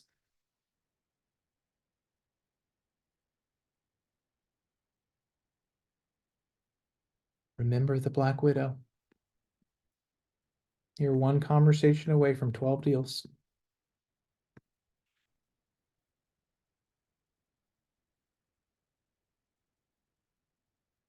If you need more encouragement, I've been in this business for 9, 10 years now, and I just took the biggest buyer I ever had, and it was a random message on a Facebook story to a person who was my buddy's ex-girlfriend 4 years ago. And it was her and her new boyfriend at some vacation. I said, that looks cool. And we started talking. And now they are going to buy a home with me for $3.5 million. Someone that I have not talked to personally in over a year at all. Any communication with, one message. Guys, that's what you're doing right now. You're one message away.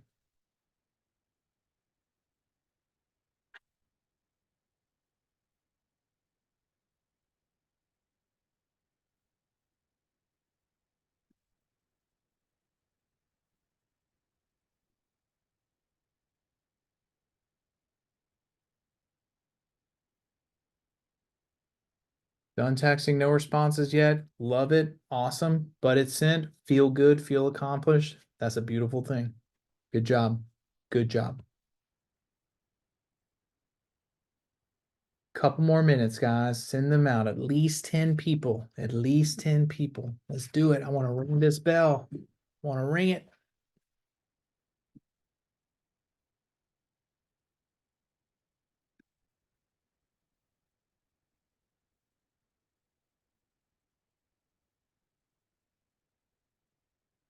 Bernice with a thumbs up. That's what I'm talking about, Bernice. Bell for you.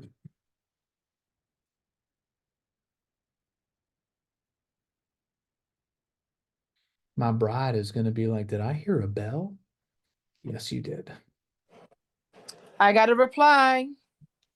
There you go, Rose. That's what I'm talking about.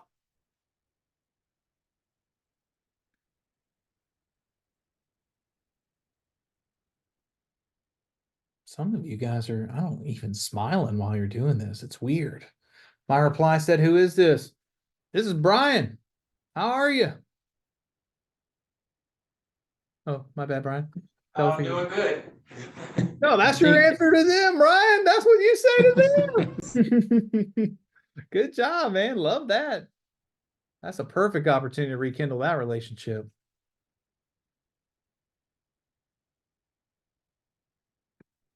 Two minutes. Send them out. Send them out. When in doubt, text it out. Sharon, response. Good job. Meeting for this weekend for dinner. Let's go. It can be fun, guys. Don't overthink it. The objection you get is usually the objection you give. What I mean by that is if you're awkward, you're probably the one making it awkward. Don't make it awkward. It's just a person. We just talking. We're having fun. We're building relationships that lead to business. Sharon's out here setting dinner dates. That's what's up. Few replies, John. Gene. One is asking about a new listing that popped up today. Let's go. That's right. One of them auto replied with a message blocking is on. Amy, that's the one that we weed on out of that database. Let's go. Good job. Good job. That's what I'm talking about, guys. Good for you.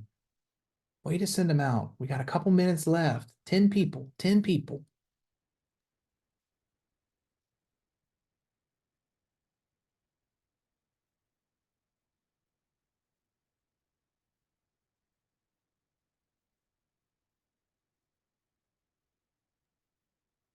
Respond. Boom shakalaka. That's what I'm talking about, Cindy. Way to go. 1 minute. 60-second warning. Let your thumbs do a walking. This is your time to be a keyboard warrior. Get on there, send those messages out. Response, Denise. Good job. Going to a birthday party. Booyah. Good job. 30 seconds. 30 seconds.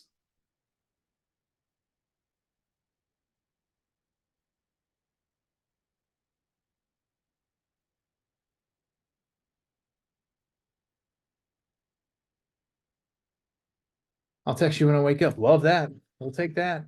We'll take that. I got another reply. Boom. All right, guys. Good job. Good job. Way to feel the fear and do it anyway. Here's the thing. Some of you could have fooled me into believing that you were kind of having a little fun. You were a little anxious, and then you were still having a little fun. I saw some laughs, saw some smiles, saw a couple winks in there, some thumbs ups. Here's what I desire you guys to take away from that.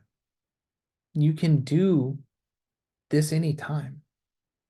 Surround yourself with some accountability partners, throw on some fun music, role play right before, and have some fun for a few minutes sending out messages.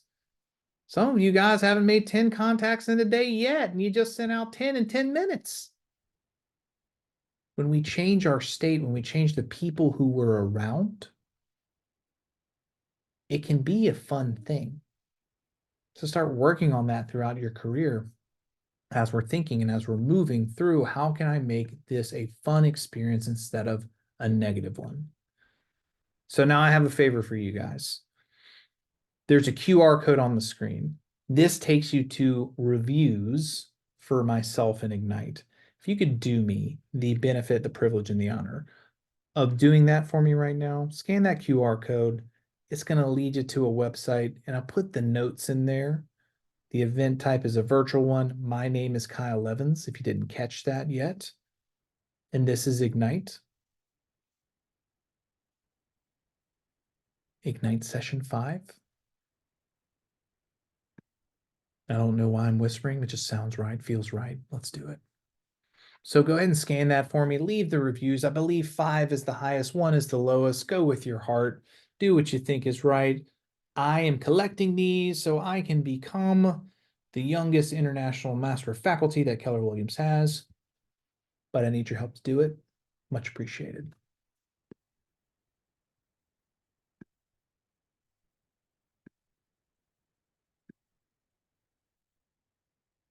Give about a minute on that. That's Ignite session. Let's go, Bernardo. Come on now, man. Trying to make me blush over here. Thank you. Feel free to let him know that in the comments, Bernardo. Thank you. Cool, cool, cool. Thank you guys for doing that for me. Sincerely, truly. I know I joke a lot. I do appreciate that. And to get you out of here on time, we've got about 12 minutes left. We're going to cruise through the rest of this material. The hard work's done. Pat yourself on the back. You got into action. You did the hard thing already. You have completed the day. So let's learn a little bit more so we can really tie a bow on all this and see where it leads us. Guys, we just did a little lead generating ourselves. Now we're going to talk about some best practices when it comes to lead generation. So here's some 4 things to be thinking about, to be cognizant of. Number 1 is track your lead sources. Track your lead sources. We talked about it earlier, about 3 to 5 of them should be your best ones that you focus on. One of the reasons we track lead sources is so we can monitor the return on investment that we're putting out for it. If we're spending money on a lead source, we want to make sure that it's returning us at least 5 to 1. At least 5 to 1. If we're spending a lot of time on a resource or a source, we want to make sure that it is returning us business, or else, guys, we're just wasting time. So be tracking your lead sources. Another one, number 2, is audit. That's what I was just talking about. We want to audit them. We want to measure what we put out there and make sure that it's returning either a good investment on time, energy, or money. Number 3, diversify your database. Guys, an openness to a diverse client base is the secret sauce of this business. You should have clients who don't sound like you, who don't look like you, who aren't your age, who aren't where you're from. You should have a diverse database of all sorts of people, because guess what? 8% of them are going to transact real estate this year. A diverse database is a happy database. And number 4 is be consistent and lead generate every day. Guys, the key is consistency. I know the gurus out there or people are pitching you some magic pill. As long as you pay them $9.99, they're going to change your business in like 24 hours. There's not, guys. It's consistency. There's a mega agent in Nashville. One of my buddies, his name's Josh Anderson, and he does, I think, over $100 million a year in volume. Pretty successful fella. And he's like, man, people don't believe me when I tell them how boring I am. I'm like, I'll believe you. Tell me, how boring are you? What exactly are you doing? He's like, dude, I get to the office and I lead generate for 3 hours every day. I was like, cool. What else? He was like, that's it. I was like, that's not what I want to hear, Josh. But it's true, guys. It's true. It's true. There was a lady at Mega Camp, I think last year. She sold $1 billion in 1 year in real estate. $1 billion with a B. She said she still lead generates for 2 hours a day. Still. We got to be consistent. We got to talk to people, whether that's on the phone, text, email, snail mail, or belly to belly in person. We got to be having conversations with people because that is what changes the game. Guys, everybody in life, whatever career path you choose, has two jobs.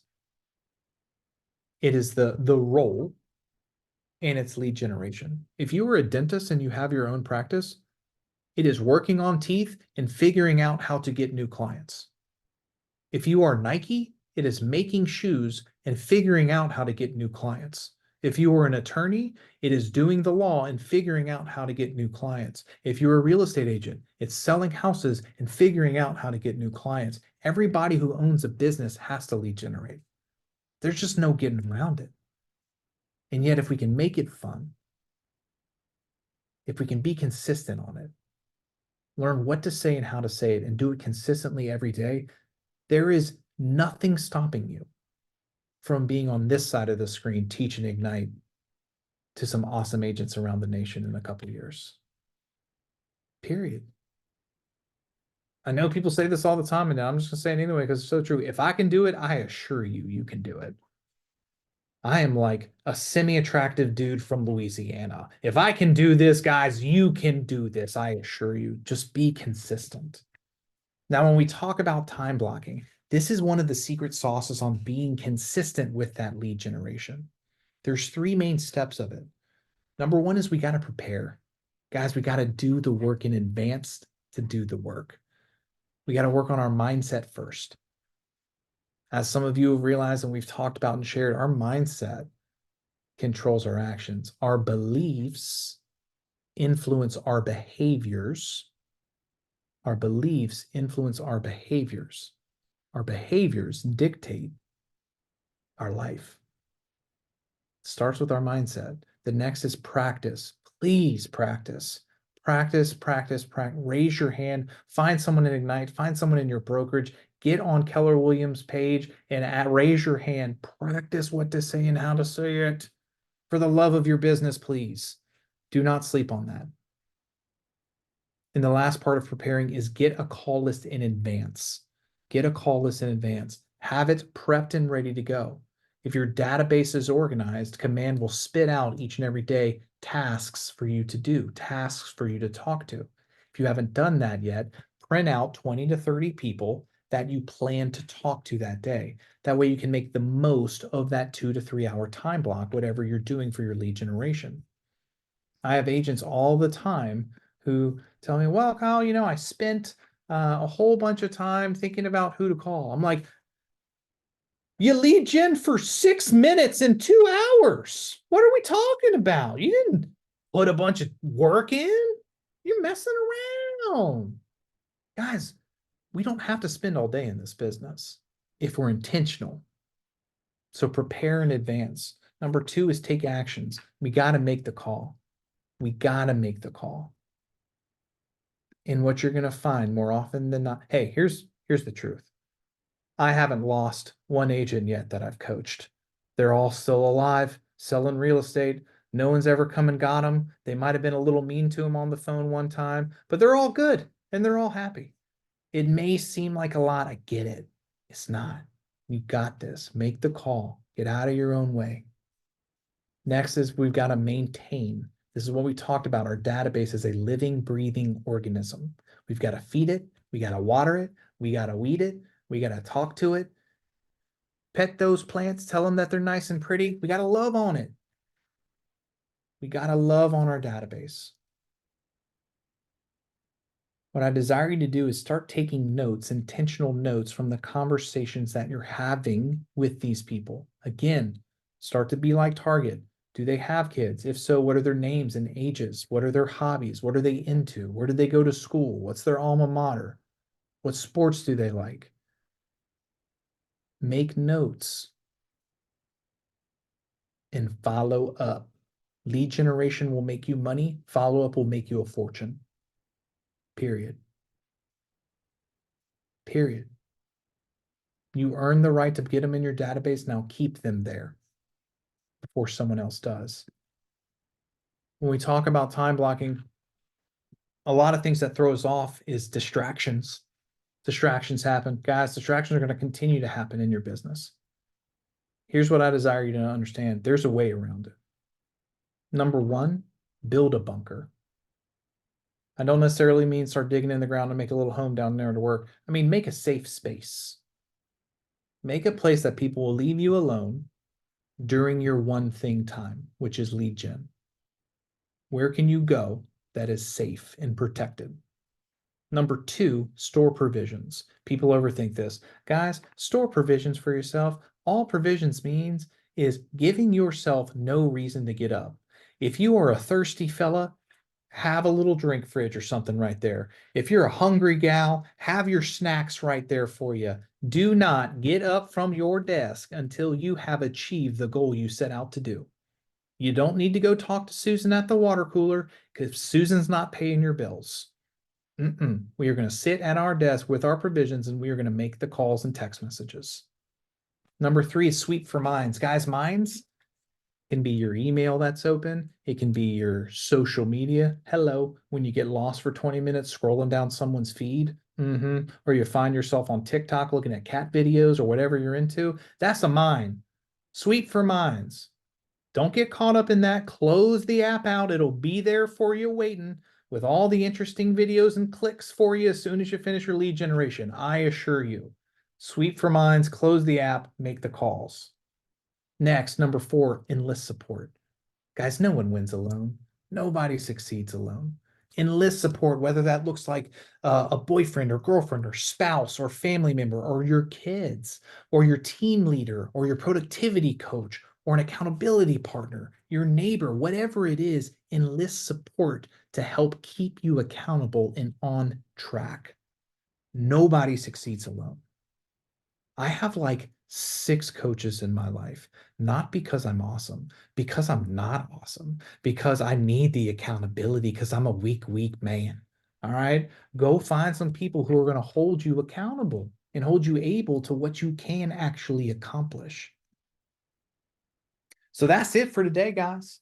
That's all I got. Let me hear a couple takeaways. Let me hear some notes, some things that you wrote down. Man, thank you for being here. Again, man, thank you for raising your hand. Thank you for choosing more. Most people won't do this. And you guys are doing something different, and that's awesome. And you should really be proud of that. I mean that. Like, this is a big deal. So what are some takeaways, man? Let me know I did a good job. Tell me some information that you took away from this, some nuggets of wisdom, so I can sleep good tonight. Tilly. I wasn't able to do the text messaging because I have a rule where I don't text or people after certain hours. So I did make a list of people to contact. So just giving this space to be able to do it and taking the reminder that we don't have to make it as difficult as we make it, because lead generation is not my favorite thing. Yeah, Tilly, I love that. And here's the cool thing. I'm going to applaud you for setting boundaries for yourself and sticking to them. I actually truly admire that. So good job. And I love that you were still proactive and made a list anyway. That's awesome. Thank you. Hey, Kyle, when we set out a goal, so if I want to do 10 calls a day, do you consider attempts to reach people as marching towards that goal? So today I probably made 7 calls this morning doing my prospecting. And of course, people were working, so I didn't catch them. So I left messages. I've already gotten a couple replies. I had one conversation, but I could probably dial all day and not get 10 conversations, but I've got a number of messages out. How do you balance unable to reach but leave messages versus actual connections? So that's a great question. There's a lot to unpack there. So let's start at the I know, top. sorry. No, you're great. No, you have a very poignant comment, and that's why I say I want to make sure I touch on some important things that you said. Let's start with the easy one. How do I navigate when people don't answer? I usually leave a voicemail, and it goes Yep. like this. Hey, it's Kyle. Call me back. That's it. You guys start leaving all these random long voicemails, they ain't calling you back. Hey, it's Kyle. Call me back. That's it. They're going to call back. Or if they still don't call back, the next mode is I will text them. I'm always going to start with a phone call because it's the most effective source of lead generation. I'm going to leave that voicemail. If they don't get back, I'm going to shoot them a text the next day. Got it. Perfect. Also, I'm going to challenge your mindset here, Beth. If you were my coachee, which you are for the next couple minutes, I'm starting to hear that, oh, well, I could call all day and not get 7 answers, or they're always at work. Don't be giving me those ultimatums on other people's lives. They are not all at work. And sometimes, Beth, from what I've learned about you and your awesome caring of conversations that you have, is you might actually be the bright spot in that person's day at work with some of the stuff that you're bringing to the table. Think about that, guys. They may be at work and they may actually want to hear from you because they're having a bad day. Yeah, and I'm not suggesting I don't want to call them, but I'm just No, I hear you. curious if the measurement, if we're trying to like hit our target, is it 10 conversations or maybe it's 20 outreaches and we leave those messages and move on to the next part of our business for the day while we're waiting for calls back, that kind of thing. Yeah, and we're going to go to the top, the last one, just what you said. An attempt does not equal a contact ever, because an attempt does not get us fed, does not get us paid. However, I do love to see people making attempts because that's showing them getting in the process. What I would do if I was your coach is we would sit out for 30 days. And like I said, tracking, this is why this is important, tracking your sources. By the way, guys, we're going over time now. It's over. You can go. I'm just going to coach up for the next couple minutes. So if you want to stay around, great. If not, that's cool too. Thanks for being here. So we would spend 30 days tracking your attempts, tracking your sources, and getting clear on who answered when, right? What source answered, what times we're doing, what was the results from that, and we'd start to identify kind of a roadmap.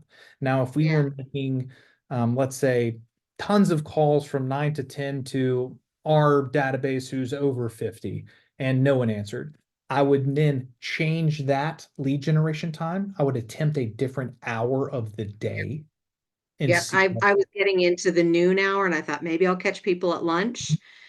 And then I also thought maybe I ought to be trying at 6 p.m. after dinner and trying to just make my lead gen calls in the evening. And it's only been a couple of weeks of making outreach. So I'm on the right track, though. You've confirmed that, and I'll just keep trying to figure out what the right balance is for working adults and whether or not they'll pick up or not or can. A couple of them texted me and said, I'm busy. Can I call you later? So they saw me dial. They saw I was leaving a voicemail and they texted me right away. Yeah, that's awesome. Guys, hear my heart when I say this, man. When I say leave a voicemail, part of it is to, again, trigger that reticular activation system, which is top of their mind. We don't have to have a call to necessarily increase the relationship. There was an agent that I coached who sold a guy a house and then called him once a quarter for 4 years because this dude's consistent, big time producer, calling his database once a quarter, called this guy for 4 years. Once a quarter, left a voicemail every time. The dude never answered, not one time. He kept doing it. The guy sent him a text message 4 years later. Hey, man, been getting your voicemails, ready to list my house. You've been getting I bet you have been getting the voicemails for half a decade, friend. But that's the thing. We can't assume what importance people take over it. It's the effort that we put into it. It's them seeing your name on there, them hearing your voice in a voicemail, them reading a text message from you. That is important. So don't sleep on a good old voicemail because sometimes, guys, people just get busy. They do, and they forget. And so that's okay too. Our goal is not to go internal with that because some people would have stopped calling thinking of it as rejection, and it never was that. at all. Amy, see your hand up. What you got? Hey, so about the timing for things here, I was talking to a more experienced agent earlier this week, and she was telling me that she usually door knocks in the afternoon here in San Diego because a lot of people are working remotely, so they work from home.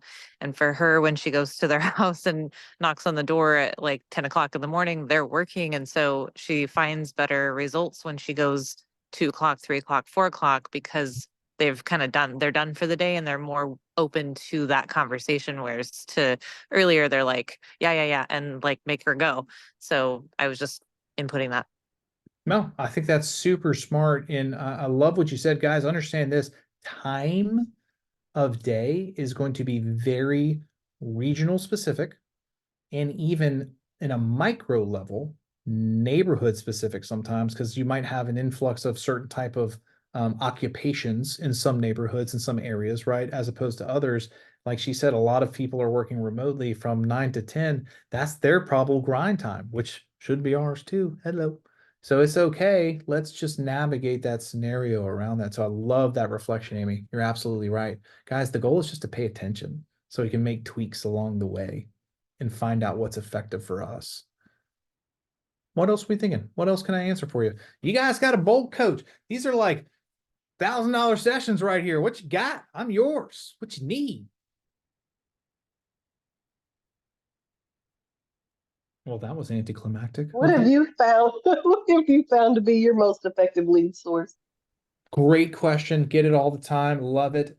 Sphere of influence. And what's funny about that is it was a journey for me because I used to be terrified of talking to my sphere of influence because of that rejection. In fact, I used to be the guy who's like, give me a cold call, give me an internet. I would much rather talk to a stranger who does not know me. And then I realized that was silly. And people who knew me wanted to do business with me. And I kept doing it. And then I found that I could just be myself, who I am, and just be a professional at the same time. And everything changed. And it didn't just happen. It took years of talking to my database consistently to do that. Shakita put in the chat, what's a good business to business approach? I'm going to put this in the chat here. Frog. It's like Ford, yet different. It's still a reach out question. Let me walk you through that if you haven't been walked through it before. Their business, you're going to ask them a question. Did they start it or is it a family business? Coming from curiosity. Referral for R. Hey, listen, while I got you, what is the best way? Like I'm in the referral business. I love to give my allied resources business. What's the best way to get a referral? What does your ideal referral even look like? So I know when I find them to send them to you. Let them author that. Oh man, yeah, we're looking for people who are 20 to 60, people who have cars, people who have cows, whatever the business it is.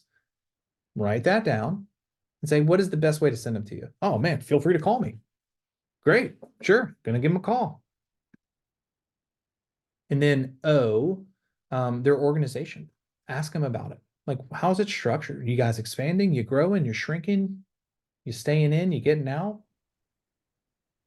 Is there anybody that I can refer to you for your organization?